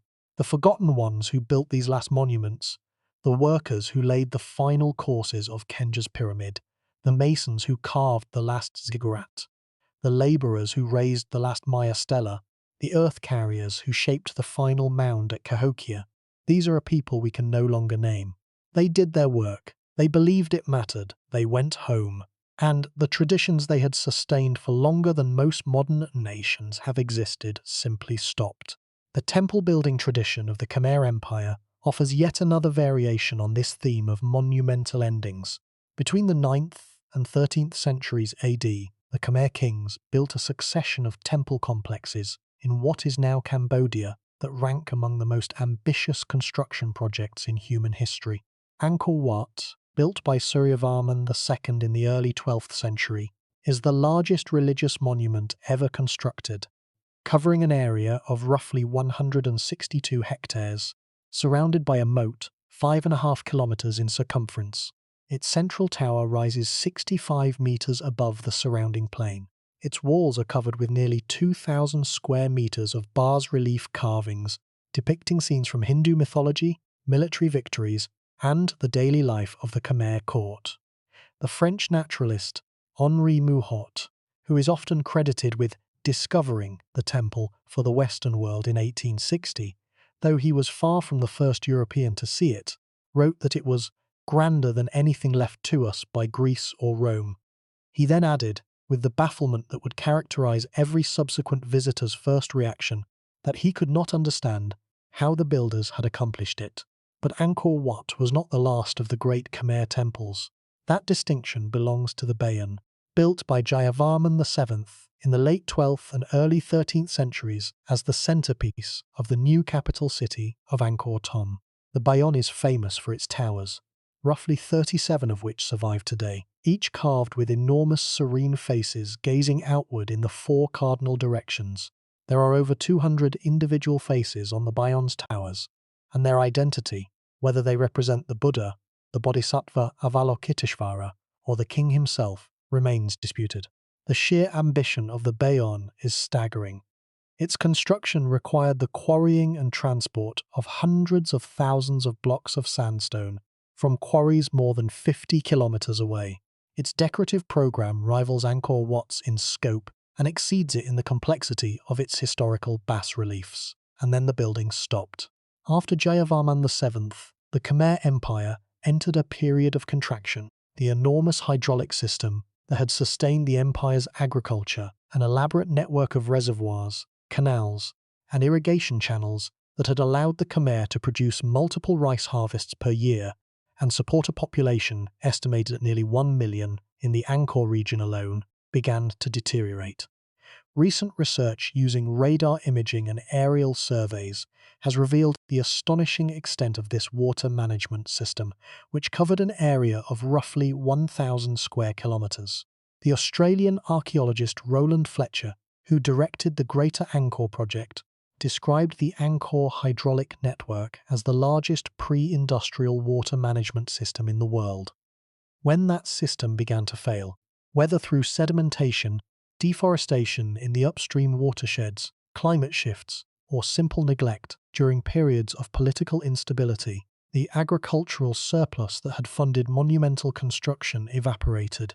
The Khmer kings after Jayavarman VII built no more great temples. Angkor was eventually abandoned as the capital in the 15th century, and the jungle began to reclaim the stone. By the time Mouhot arrived, Angkor Wat was partially buried under root systems, its corridors choked with vegetation, its towers crowned with fig trees whose roots had split the stone like slow-motion lightning. The Khmer temple tradition lasted roughly 4 centuries. The Egyptian pyramid tradition lasted roughly 9. But the mechanism of decline was remarkably similar. Resources shrank, political stability eroded, each generation built a little less, and then the tradition reached its last full expression, its Bayon, its Khendjer, and no one came after to continue the work. The stones remained, but the civilization that had shaped them moved on, or scattered, or simply faded away, leaving its monuments as questions that no one living could answer. There is yet another civilization whose final monuments carry the same weight of ending as Khendjer's pyramid, and its story introduces a dimension that the other examples lack, the dimension of deliberate erasure. The civilization of Great Zimbabwe, in the highlands of southeastern Africa, built the largest stone structures in sub-Saharan Africa, south of the Ethiopian highlands. The site, located in what is now the modern nation that takes its name, consists of a series of enclosures, walls and towers, constructed from precisely fitted granite blocks without mortar. The most famous structure, the Great Enclosure, is a roughly circular wall that stands up to 11 meters high and extends for roughly 250 meters in circumference. Its outer wall is the largest single ancient structure in sub-Saharan Africa. Inside this enclosure stands a conical tower of solid granite blocks, roughly 10 meters tall, whose purpose remains unknown. Great Zimbabwe was the capital of a flourishing Shona civilization that controlled the gold trade routes between the interior goldfields and the coastal ports of the Indian Ocean. At its peak, between approximately 1200 and 1450 AD, the city supported a population estimated at between 10,000 and 18,000 people. Its rulers presided over a trade network that connected the African interior with the ports of Sofala and Kilwa, through which goods moved to and from the Arabian Peninsula, India, and even China. Chinese Celadon porcelain and Persian glass beads have been found at Great Zimbabwe, evidence of the extraordinary reach of its commercial connections. And then, sometime in the 15th century, the city was abandoned. The stone walls still stood, the towers still rose above the surrounding landscape, but the people were gone. The reasons are debated. Environmental degradation, the exhaustion of local resources, the shift of trade routes, political fragmentation, all have been proposed. What is clear is that Great Zimbabwe's successors, the kingdoms of Mutapa and Torwa, built in stone on a much smaller scale, and eventually the tradition of monumental stone construction in the region died out entirely. The knowledge of how to build walls of this scale and precision without mortar, using the natural fracture planes of the granite to produce blocks of remarkably uniform size, was lost. But the most painful aspect of Great Zimbabwe's story is not the abandonment itself. It is what happened when Europeans encountered the ruins. When European explorers and colonial administrators first saw the stone walls in the 19th century, many of them refused to believe that Africans could have built them. The German explorer Karl Mauch, who visited the site in 1871, attributed the ruins to Phoenician or Semitic builders, speculating that Great Zimbabwe was a copy of the Queen of Sheba's palace in Jerusalem. This attribution, based on nothing but racial prejudice, was enthusiastically adopted by Cecil Rhodes and the colonial administration of Rhodesia, who used it to justify their occupation of the land. For decades, the colonial government actively suppressed archaeological evidence that the ruins were of African origin, dismissing or marginalizing any researcher who published findings contradicting the Phoenician theory. The British archaeologist Gertrude Catton Thompson, who conducted the first rigorous scientific excavation of the site in 1929, the same year Jequier was opening Khendjer's pyramid, concluded unambiguously that the ruins were unquestionably African in every detail. Her findings were met with hostility by the colonial establishment, and it was not until the independence of Zimbabwe in 1980 that the African origin of Great Zimbabwe was fully and officially acknowledged. This is not science fiction. This is what happens when the story of a vanished civilization is not merely lost but actively suppressed by those who find it inconvenient. The builders of Great Zimbabwe suffered a double erasure. First, their city was abandoned, and the living tradition of monumental stone construction that had produced it came to an end. Then, centuries later, the memory of who they were and what they had accomplished was deliberately falsified by a colonial regime that could not tolerate the implications of African architectural achievement. Khendjer's pyramid, at least, was never attributed to someone else.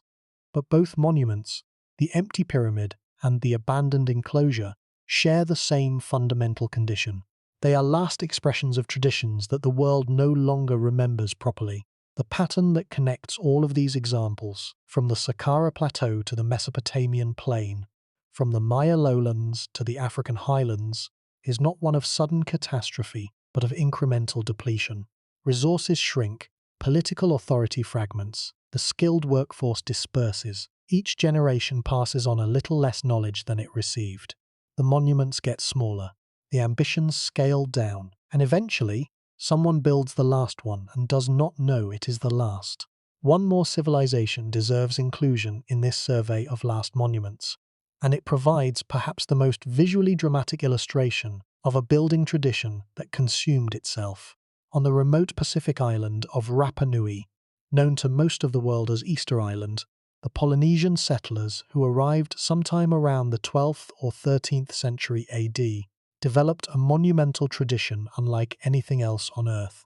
The moai, the massive stone statues that stand along the island's coastline, are among the most recognizable archaeological images in the world. Nearly 900 moai have been documented, carved from the volcanic tuff of the Rano Raraku quarry in the island's interior. The statues range in height from around 1 meter to the tallest erected moai, pharaoh, which stands roughly 10 meters high and weighs approximately 82 tons.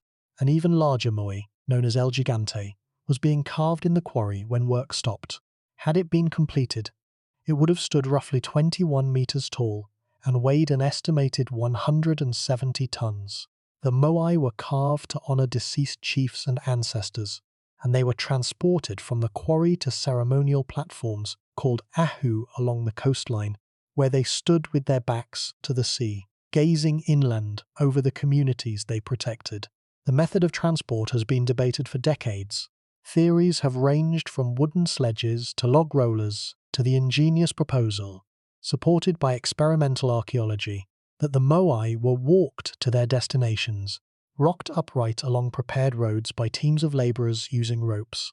Whatever the method, the transport of multi-ton statues across distances of up to 18 kilometres on an island with limited flat terrain was a remarkable logistical achievement that required significant community, coordination and, critically, significant consumption of the island's limited forest resources.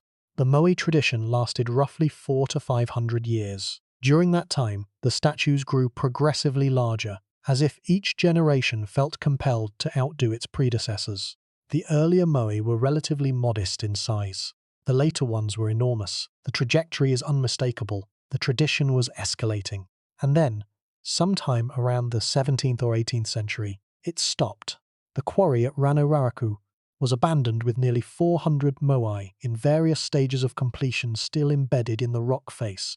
Some were nearly finished, their features fully carved, needing only to be separated from the bedrock and transported. Others were barely begun, rough outlines in the tuff that would never become faces. The quarry is one of the most haunting archaeological sites on Earth, a workshop frozen in mid-production, its tools scattered on the ground, its products still attached to the mountain that would never release them. The cessation of moai carving coincided with a period of severe ecological and social crisis on Rapa Nui. The island's palm forests, which had been essential for moai transport, for canoe building, for fuel, and for preventing soil erosion, had been almost entirely destroyed by a combination of human clearing and the impact of Polynesian rats that ate the palm nuts and prevented forest regeneration. Without trees, the islanders could no longer build oceangoing canoes, cutting them off from deep-sea fishing and from contact with other Polynesian islands. Without trees to hold the soil in place, agricultural productivity declined. Without the surplus food that monumental construction required, the Moai tradition became unsustainable. The most famous interpretation of this crisis, popularized by the American geographer Jared Diamond, presents Rapa Nui as a cautionary tale of ecological self-destruction, a society that literally consumed the resources it needed to sustain its own defining practice. More recent scholarship has complicated this picture, emphasizing the resilience and adaptability of the Rapa Nui people, who developed innovative agricultural techniques like lithic mulching to maintain food production after the forest was gone. But the core fact remains. The Moai tradition ended, the quarry was abandoned, the last statues were never erected, and the tradition that had defined Rapa Nui culture for centuries, that had organized its social hierarchy, motivated its labor, and expressed its deepest beliefs about the relationship between the living and the dead, was over. The parallels with Khendjer's pyramid are almost painfully direct. In both cases, a monumental tradition escalated over time, with each generation investing more resources in larger or more elaborate constructions. In both cases, the tradition reached a point where the resources required to sustain it exceeded the system's capacity to provide them. In both cases, the final monuments show evidence of a tradition straining at its limits, still technically competent, still culturally committed, but running out of room. And in both cases, the ending was followed by a silence that lasted centuries or millennia, a silence filled only by the sound of wind moving over stone that no one remembers how to interpret. There is a moment in the study of every vanished monumental tradition when the modern observer is forced to confront an uncomfortable truth. The people who built these monuments were not foolish. They were not primitive. They were not unaware of their own circumstances. The Egyptians of the 13th dynasty knew that their kingdom was weakening. The Maya of the 9th century knew that the rains were failing. The Rapa Nui knew that the trees were gone. And yet they continued to build. They continued to carve. They continued to raise and transport and erect their monuments, because the alternative, stopping, was psychologically and theologically unbearable. To stop building pyramids was to admit that the cosmic order was no longer being maintained. To stop carving Moai was to admit that the ancestors were no longer being honored. To stop was to accept that the world had changed in a way that made your most fundamental practices meaningless. And that is a realization that very few societies, in any era, are willing to face. Khendjer faced it. Or perhaps more accurately, Khendjer refused to face it, and his refusal produced the last completed royal pyramid in Egyptian history. He built his pyramid not because the tradition was thriving, but because it was dying, and he could not accept its death. He poured the diminished resources of a diminished kingdom into a diminished monument, and he completed it. And the quartzite blocking plugs descended into their sockets, and the sand drained away, and the passage sealed forever.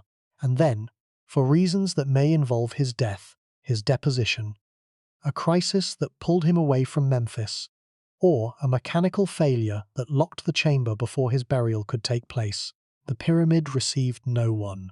It stands today as the most eloquent expression of a universal human impulse, the refusal to let go of the practices that define us, even when the world that gave them meaning has already disappeared. This pattern has a name in modern systems theory. It is called declining marginal returns on complexity. The American anthropologist Joseph Tainter, in his influential 1988 study of civilizational collapse, argued that complex societies generate increased returns on their investment in social complexity up to a point, after which each additional unit of complexity produces diminishing returns. Pyramid building was, in Tainter's framework, an extreme form of social complexity, requiring the coordination of enormous labor forces, sophisticated logistics, advanced engineering knowledge, and a centralized political authority capable of directing all of these toward a single project. As long as the returns on this complexity, measured in theological legitimacy, royal prestige, cosmic order, and social cohesion, exceeded the costs, the tradition could sustain itself. But when the returns began to diminish, when the political authority weakened and the economic base shrank, the costs of pyramid construction increasingly outweighed the benefits, and the tradition entered its terminal decline.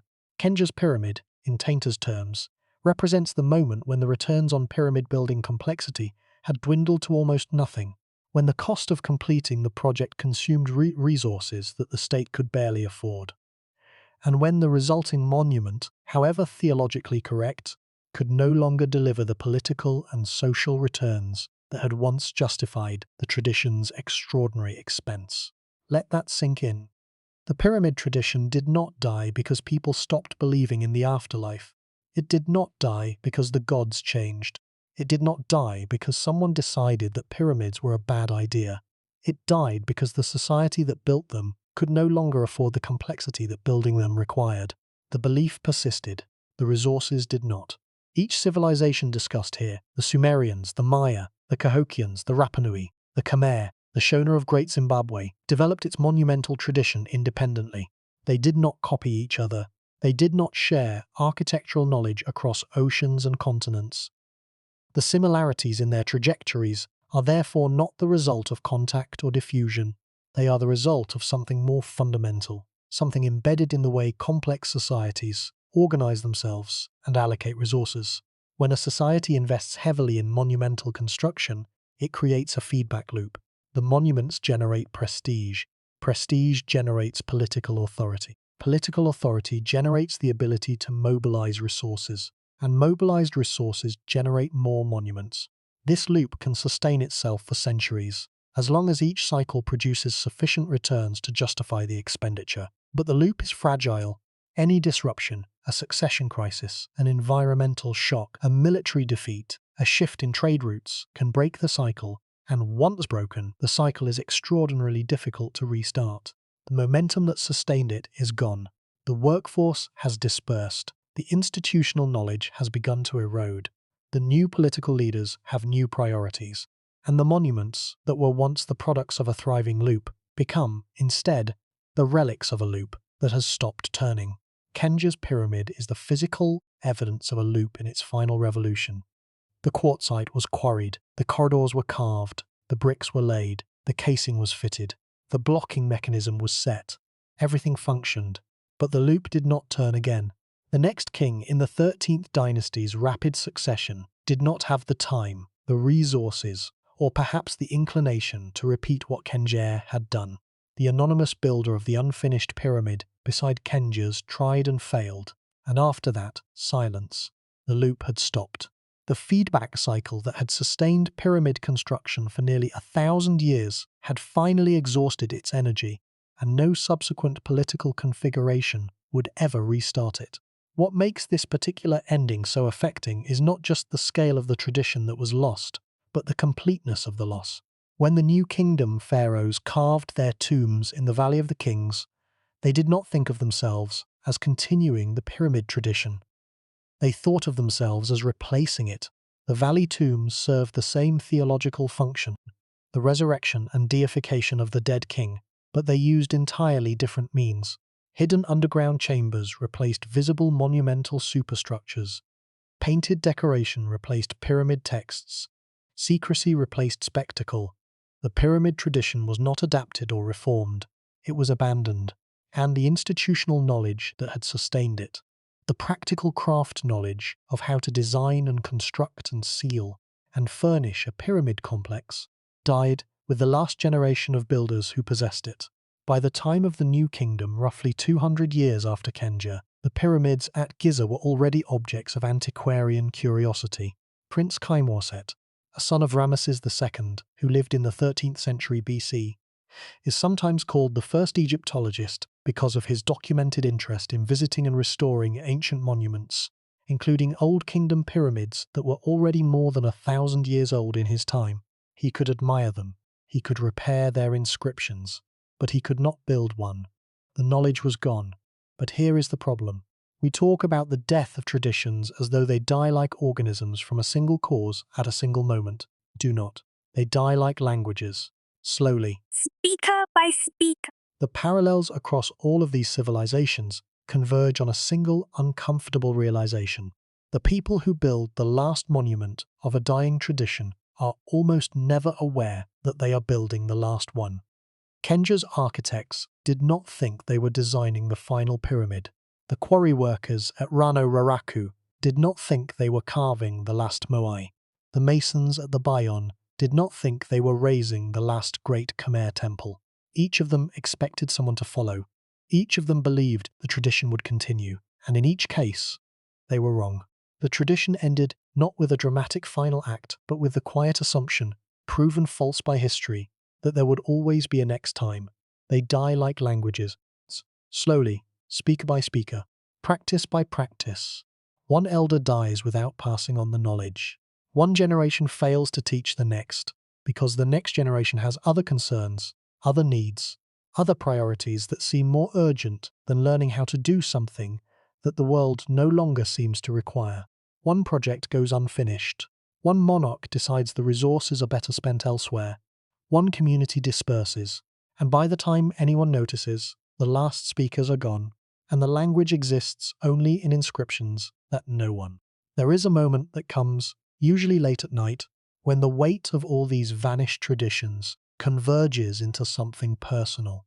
It stops being about pyramids and ziggurats and moai and palace complexes. It starts being about the world you are sitting in right now, the world you take for granted, the world that seems so permanent and so solid and so obviously going to be here tomorrow. That is the moment when Khendjer's empty burial chamber stops being an archaeological curiosity and becomes a mirror. Because the deeper truth of the Pyramid of Khendjer is not about ancient Egypt. It is about the nature of civilizational endings, about the way human societies build and sustain, and eventually lose the traditions that define them. And the most unsettling dimension of that truth is how gradual the process is. We imagine collapse as a dramatic event, a fire, a flood, an invasion. We imagine that when a great tradition ends, everyone knows it is ending, that there is a moment of collective awareness, a last sunset watched by weeping crowds. That is not how it happens. It never has been. Traditions end in committee meetings where no one realizes the agenda is funeral planning.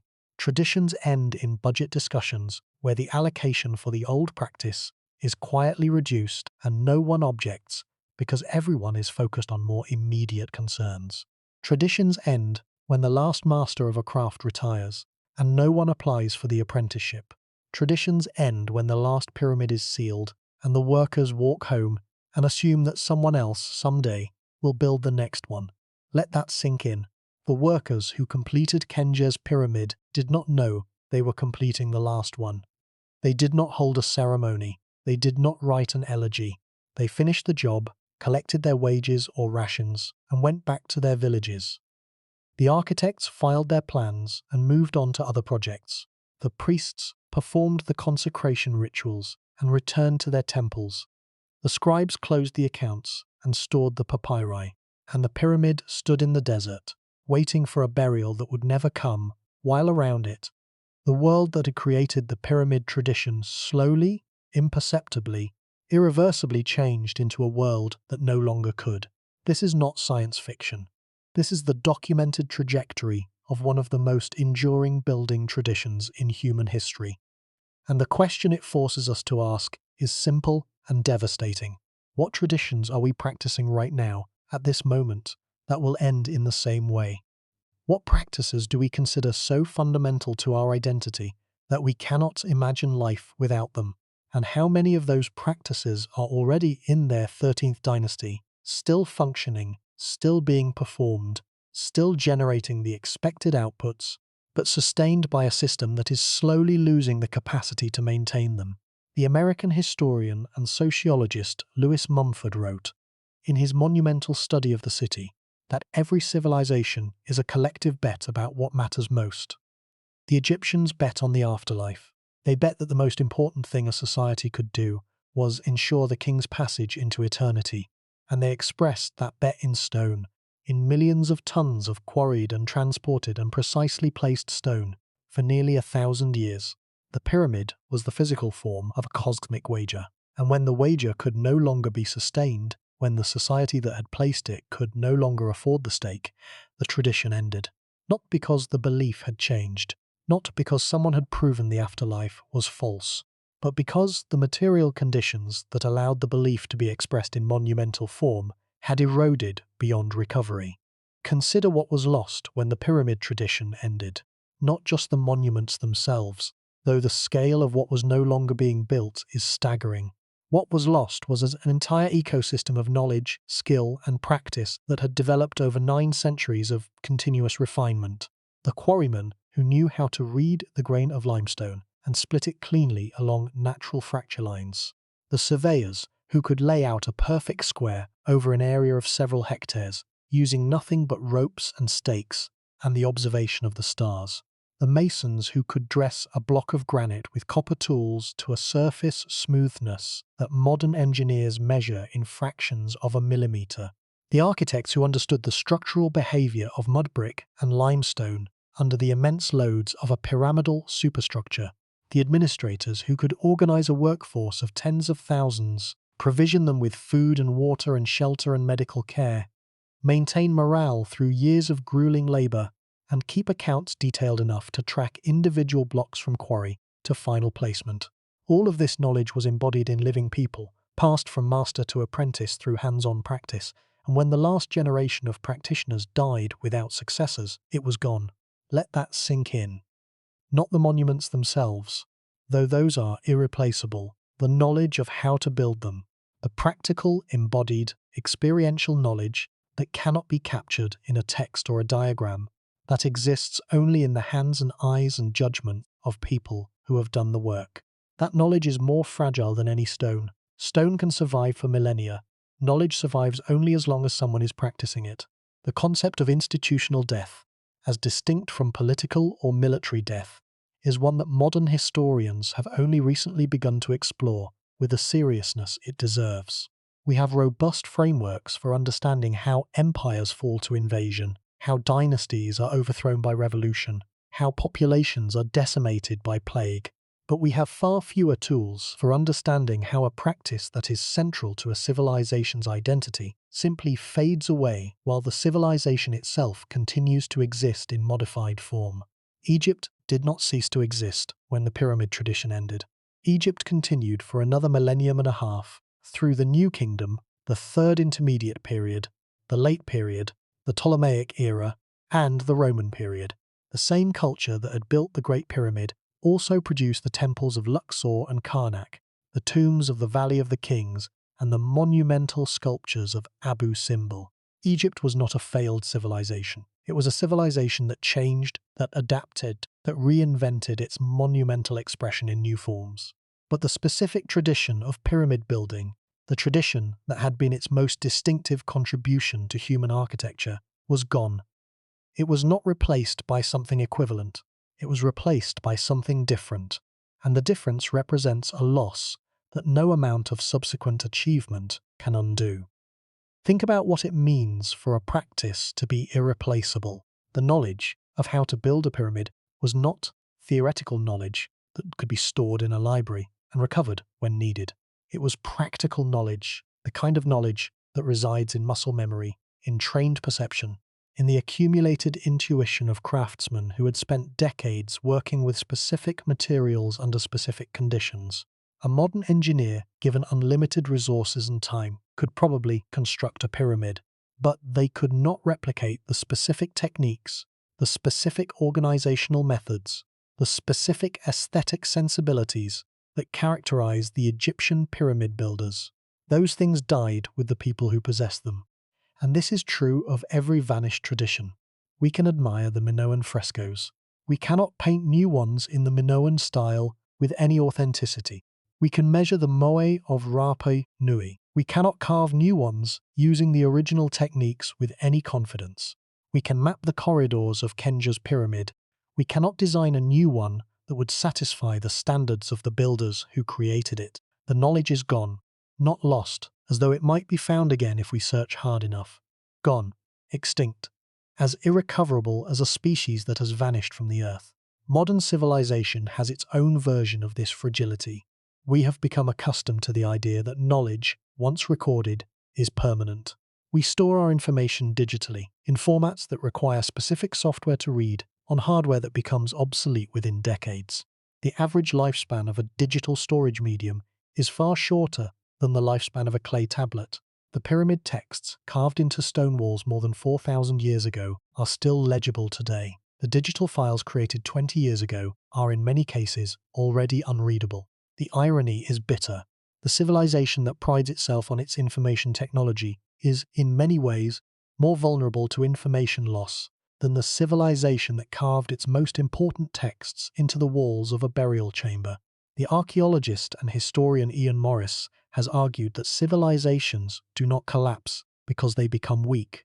They collapse because their strengths become liabilities.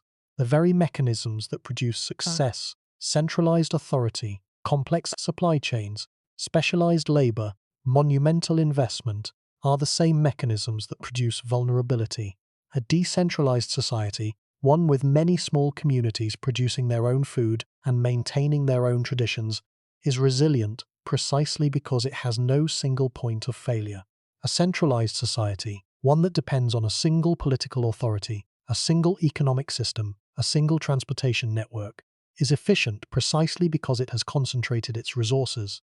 But that concentration means that a failure at the center cascades outward to the periphery with devastating speed. The Egyptian pyramid tradition was the product of exactly this kind of centralization. It required a single unified state with a single recognized king commanding the resources of an entire civilization.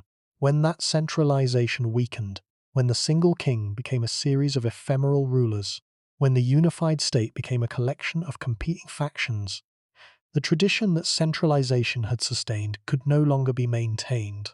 The machinery still worked, the knowledge still existed, but the power source that drove the machinery had been disconnected.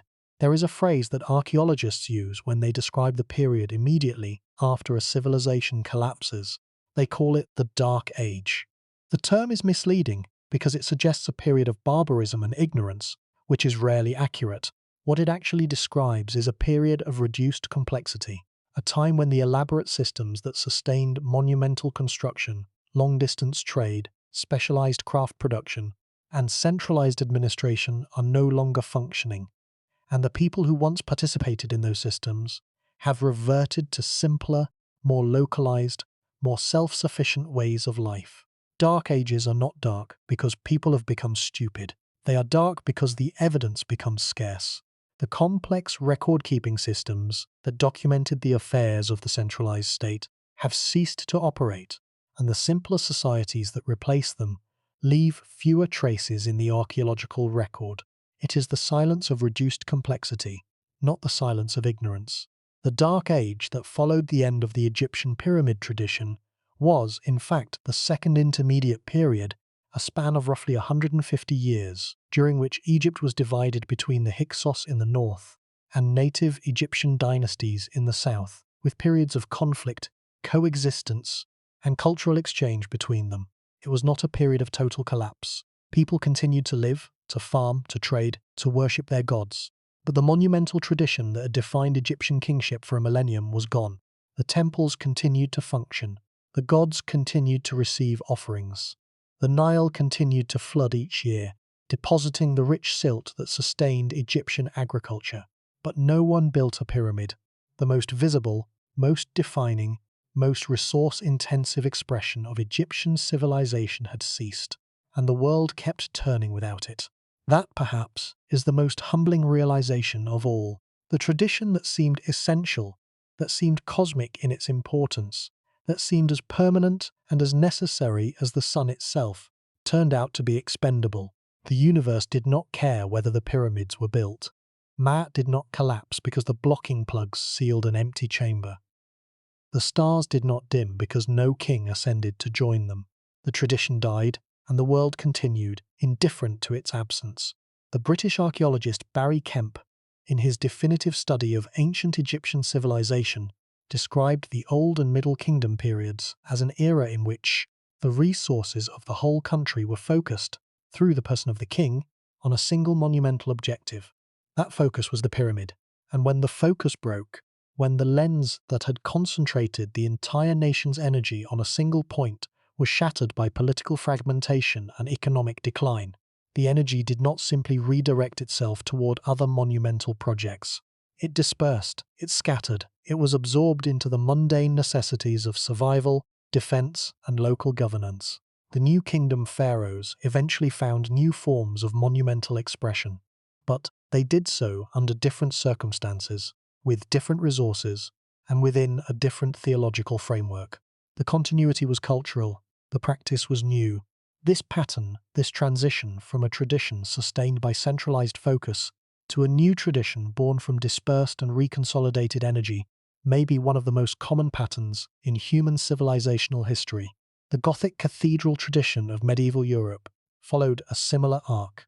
For roughly 3 centuries, from the mid-12th century to the mid-15th century, the kingdoms and city-states of Western Europe channeled enormous resources into the construction of soaring stone churches, whose engineering pushed the limits of what was structurally possible. Chartres, Notre Dame, Cologne, Salisbury, Milan, each generation built higher, thinner, more luminous than the last. And then the tradition slowed. The Reformation disrupted the religious consensus that had motivated the construction. The wars of the 16th century diverted resources. The architectural fashions of the Renaissance offered alternative modes of expression. No single decree ended the Gothic cathedral tradition. It simply became less and less possible to muster the collective will and the concentrated resources that building a cathedral required. Some of the greatest cathedrals, like Cologne, took centuries to complete, their construction spanning periods of enthusiasm and periods of neglect, their unfinished towers standing for generations as monuments to interrupted ambition.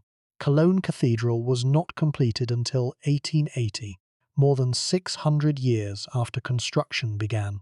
By then, it was not a living tradition, producing new forms, but a historical monument being finished out of antiquarian piety. Khendjer's pyramid was not finished out of antiquarian piety. It was finished because a king still believed, genuinely and urgently, that his afterlife depended on it. That conviction is what separates the last expression of a living tradition from the nostalgic revival of a dead one. Khendjer was not looking backward. He was looking forward into an eternity that he expected to inhabit, sustained by the mechanisms of the pyramid and the rituals of the mortuary cult. He built his last pyramid not as a memorial to a vanishing past, but as a practical instrument for a future he believed in absolutely. And that is what makes the empty chamber so devastating. The belief was real, the investment was genuine, the execution was competent, and none of it mattered. The chamber sealed, the king was absent. The future he was building toward never arrived, or at least never arrived in the form he expected. And the tradition that was supposed to guarantee eternity produced, instead, a monument to impermanence.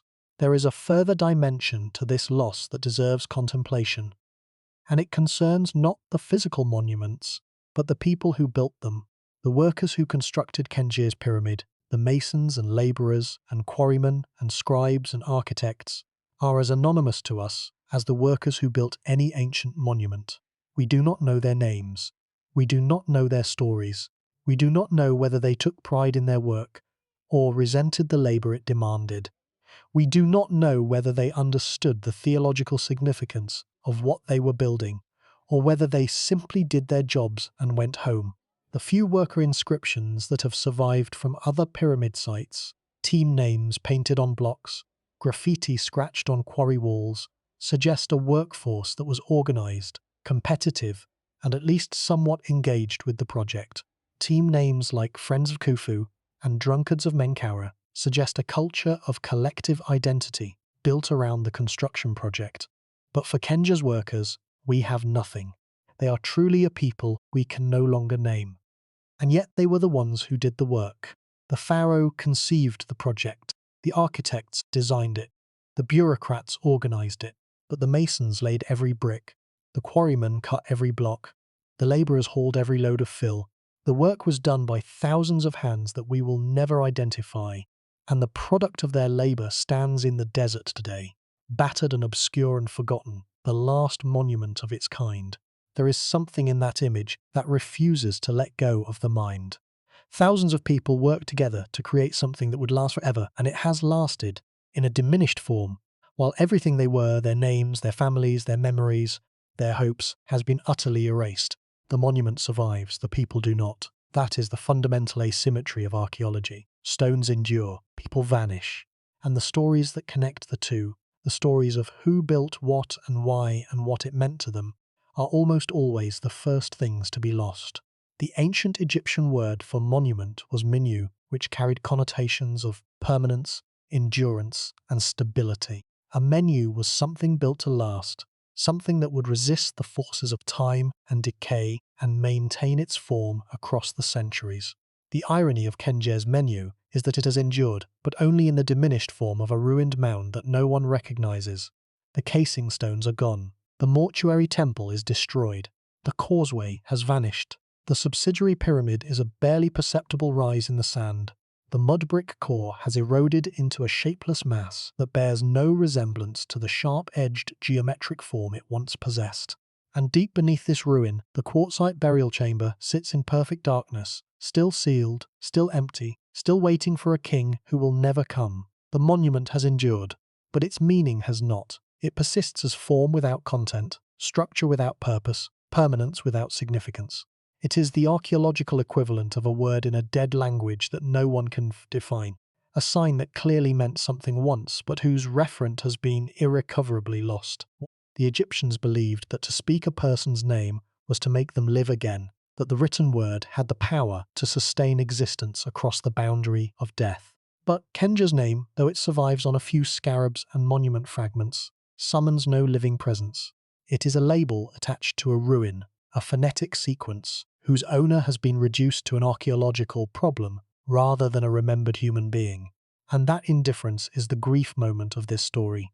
Not the empty chamber, not the eroded mound, not the stripped casing stones. The grief is in the indifference.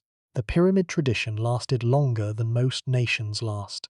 It mobilized more resources over a longer period than almost any human endeavor before or since.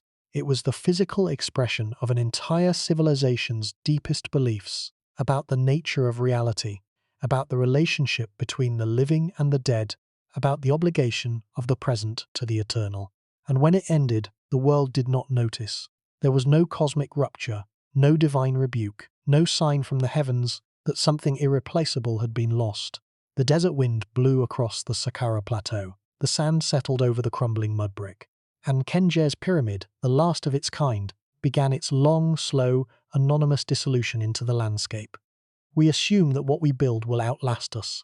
The ruins suggest otherwise. Every monument is a bet against time, and time has never lost. It has never lost a single wager. Every pyramid, every temple, every palace, every city, every civilization that has ever placed its bet on permanence has eventually been called, and every hand has come up empty. The quartzite burial chamber beneath Khendjer's pyramid is the most honest expression of this truth that the ancient world ever produced. It is a container designed for eternity, and it contains nothing. The mechanism works. The purpose is gone. The tradition that created it has been dead for more than 3,000 years, and the desert, patient and absolute, closes over the evidence with the slow inevitability of a tide that never retreats. Step back for a moment from the details. Step back from the quartzite chambers and the mud brick cores and the sand-lowered blocking systems and the succession lists of the 13th dynasty. Step back from the jungle-covered pyramids of the Maya and the eroded mounds of Cahokia and the stone walls of Great Zimbabwe and the unfinished moai of Rano Raraku.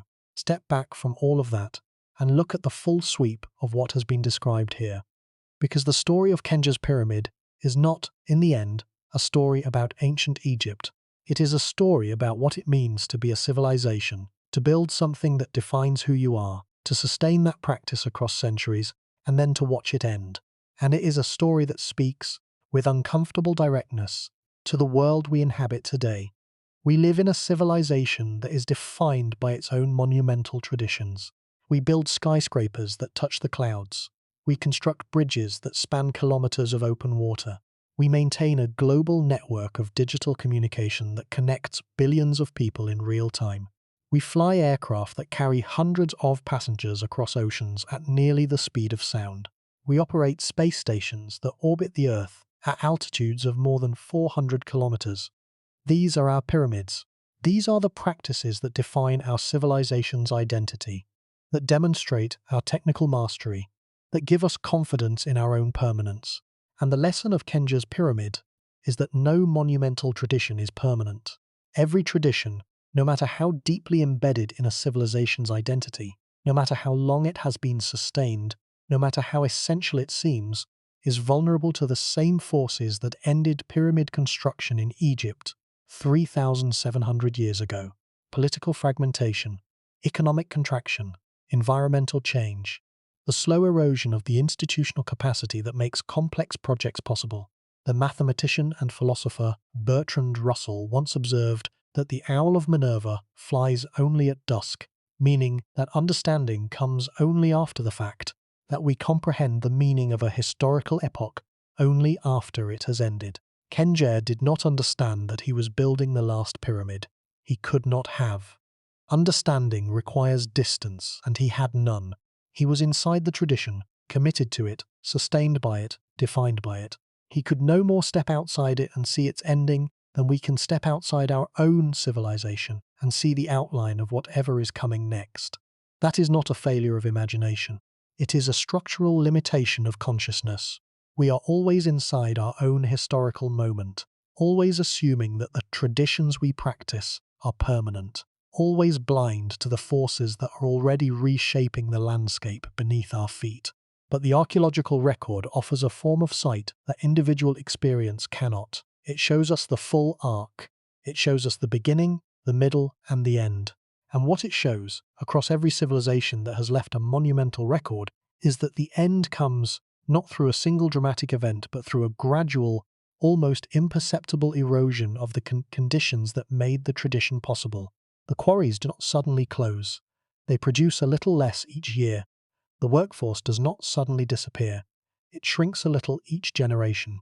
The political authority does not suddenly collapse. It becomes a little less effective, a little less centralized, a little less capable of mobilizing the resources that monumental construction demands. And by the time anyone notices, the tradition is already gone. The modern world has its own versions of this erosion. Consider the tradition of manned space exploration. Between 1969 and 1972, human beings walked on the surface of the moon 6 times. The Apollo program represented an investment of political will, financial resources, and technical expertise that was, for its era, comparable to the pyramid-building programs of the Old Kingdom. And then it stopped. No human being has walked on the moon for more than 50 years. The technology still exists, in theory. The knowledge has been preserved, in archives and in the memories of aging engineers. But the political will, the financial commitment, the institutional momentum that sustained the Apollo program has dissipated. We could go back. We probably will go back. But the gap, the half-century gap between the last Apollo mission and the present, is a gap that Khendjer would have recognized. It is the gap between a living tradition and a historical memory. It is the gap between doing something and remembering how to do it. The Egyptian pyramid tradition bridged that kind of gap once before. After the first intermediate period, the Middle Kingdom pharaohs revived pyramid construction after a hiatus of roughly a century. But the revived tradition was different from the original. The pyramids were smaller. The materials were cheaper. The techniques had evolved. The revival was real, but it was not a restoration. It was a new iteration of an old form, adapted to new circumstances, sustained by different resources, and ultimately destined to reach its own end in the empty burial chamber of Khendjer. The lesson is that revivals are possible, but never complete. Something is always lost in the gap. Some piece of knowledge, some institutional habit, some aesthetic sensibility, some quality of execution that existed before the interruption cannot be recovered afterward. The tradition continues, but in a diminished form. And the diminished form eventually reaches its own limit. We are building our monuments today. We are building them with the confidence of a civilization that has never seriously contemplated its own mortality. We assume that our skyscrapers will always have tenants, that our bridges will always carry traffic, that our digital networks will always hum with data, that our aircraft will always fly, and perhaps they will. Perhaps our civilization is different from every civilization that has come before, and the forces that ended the pyramid tradition, and the ziggurat tradition, and the Maya temple tradition, and the Moai tradition will somehow spare us. Perhaps. But the history documented in these scripts suggests that perhaps is not a plan, it is a hope.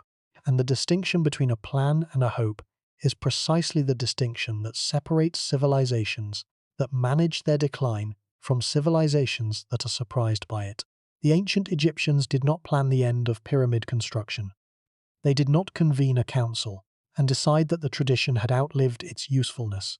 They simply found, one generation at a time, that the resources available for monumental construction had shrunk, that the political authority needed to mobilize those resources had fragmented, that the specialized workforce required to execute such projects had dispersed. The end came not as a decision, but as an accumulation of small failures, each one individually manageable, collectively fatal. The question for the modern world is whether we possess the institutional self-awareness to recognize this pattern while it is still unfolding, rather than only after it has completed itself.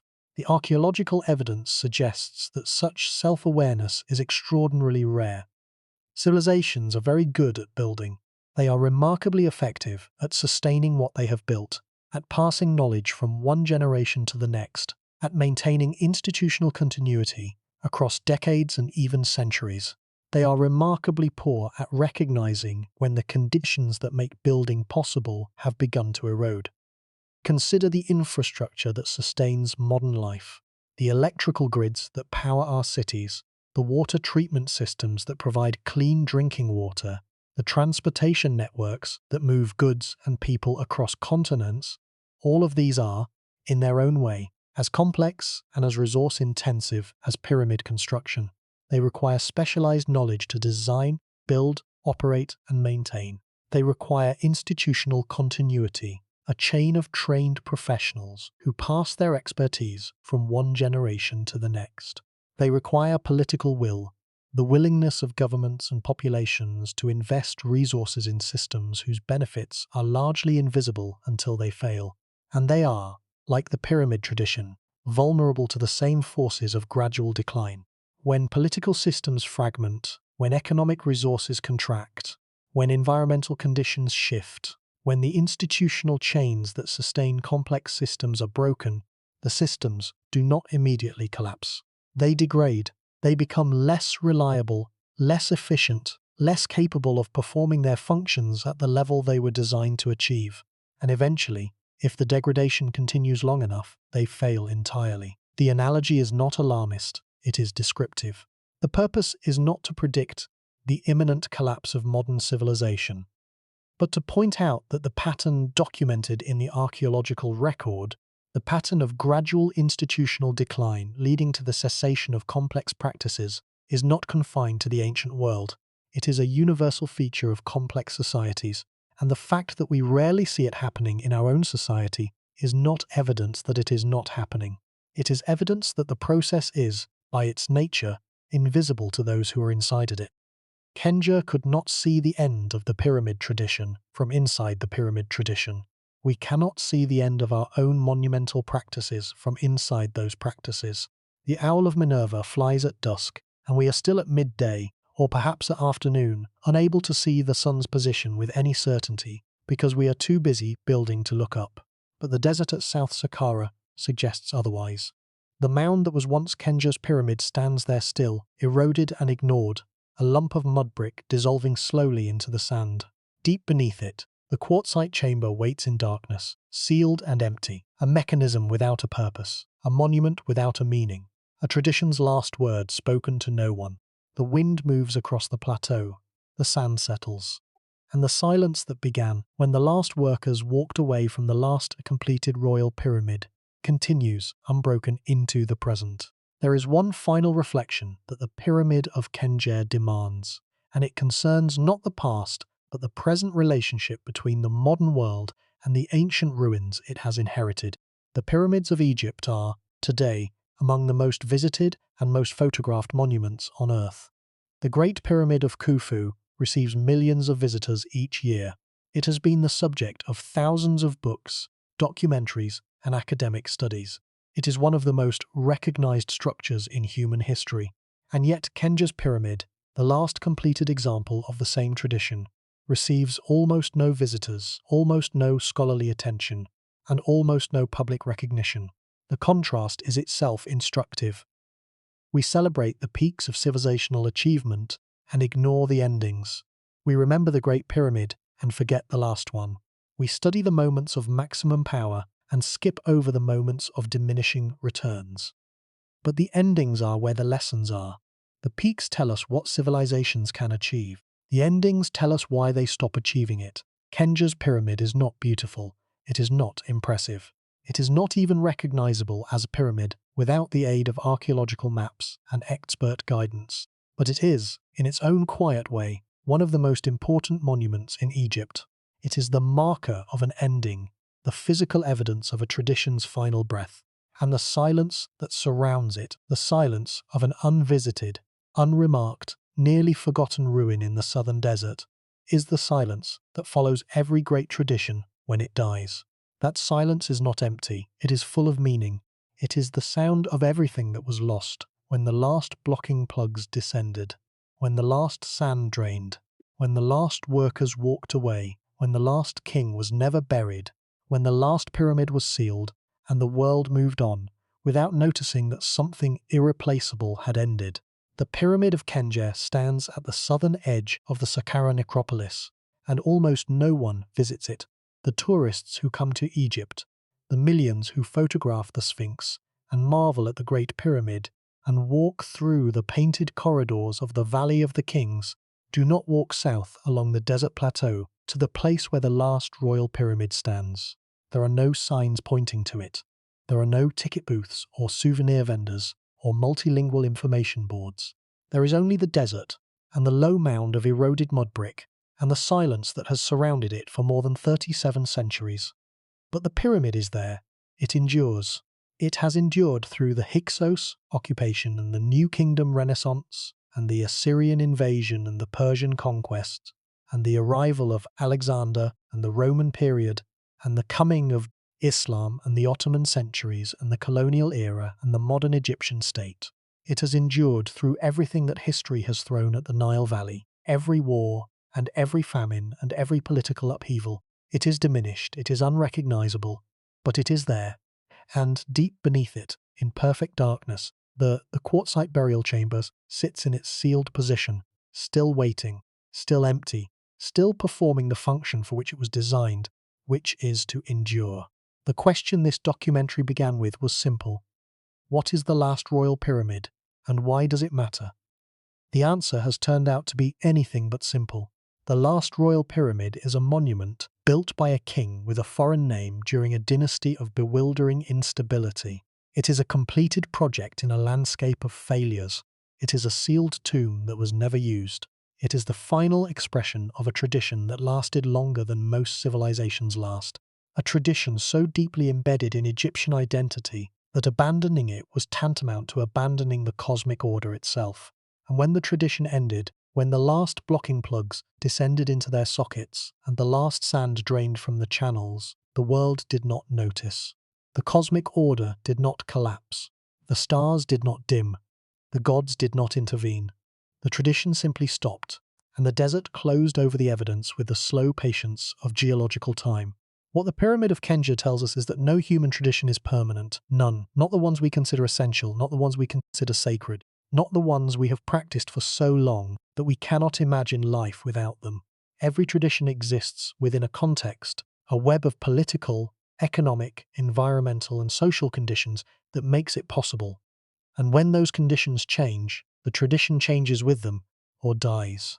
The pyramid tradition died, not because Egyptians stopped believing in the afterlife, but because the world that allowed them to express that belief in monumental stone had changed beyond recovery. The belief persisted, the pyramids did not. And this distinction between the belief and the practice, between the idea and its material expression, is perhaps the most important lesson that Khendjer's pyramid has to offer. We tend to conflate traditions with the beliefs that animate them, as if the practice and the conviction were inseparable, as if the death of one necessarily entailed the death of the other. But the archaeological record tells a different story. The Egyptians who lived after the last pyramid was sealed did not suddenly lose their faith in the afterlife. They did not abandon the cult of Osiris. They did not cease to believe that the dead required protection, provision, and ritual care. They continued to mummify their dead, to furnish tombs with grave goods, to inscribe coffin texts, and later the Book of the Dead with spells designed to guide the deceased through the perils of the underworld. What they stopped doing was building pyramids. The outward form changed, adapted, found new channels and new expressions. The underlying belief persisted, undiminished in its intensity, transformed only in its material manifestation. The cosmic framework remained intact, even as its most dramatic architecture expression vanished from the landscape. This tells us something profound about the relationship between faith and form. The form is always contingent. It depends on resources, on political structures, on available labor, on institutional knowledge, on 1,000 practical considerations that have nothing to do with theology.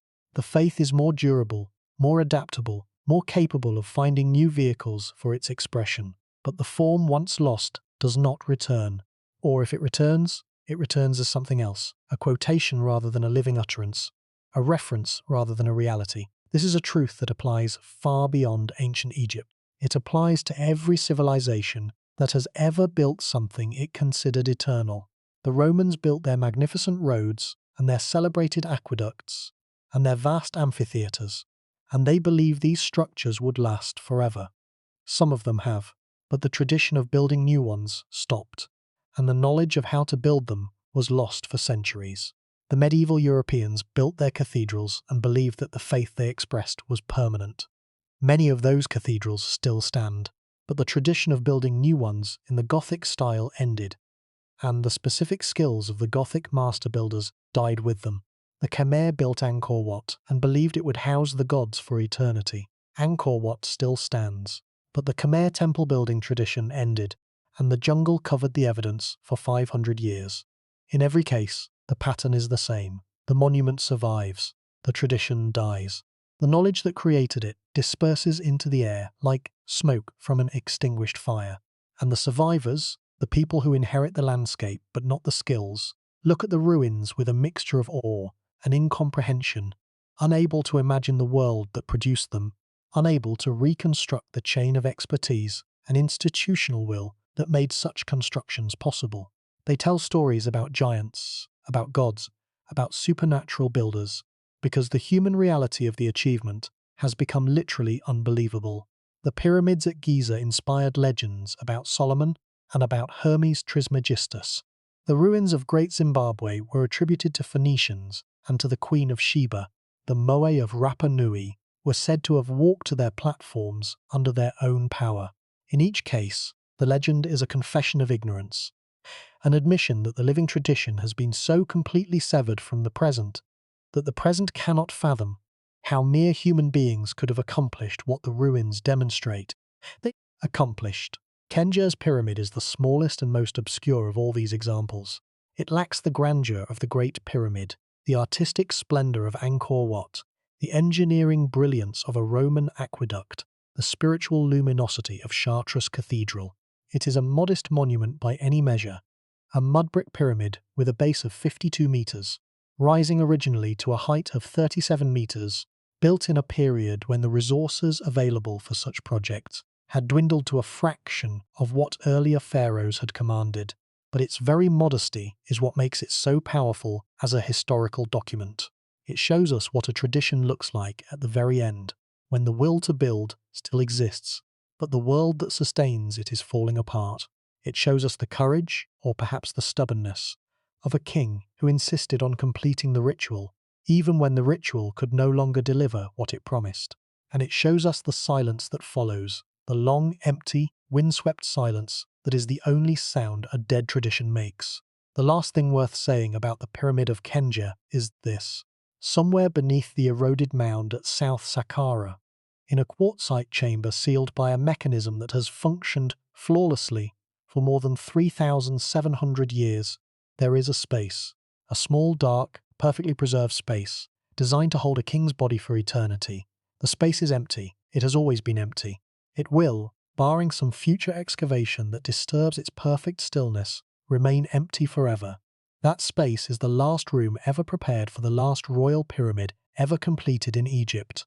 It was designed to hold eternity. It holds nothing. And in that nothing, in that sealed and perfect and permanent nothing, is everything you need to know about the fragility of the things we build, the traditions we sustain, and the civilizations we believe will last forever. The pyramid stands. The king is gone. The tradition is over.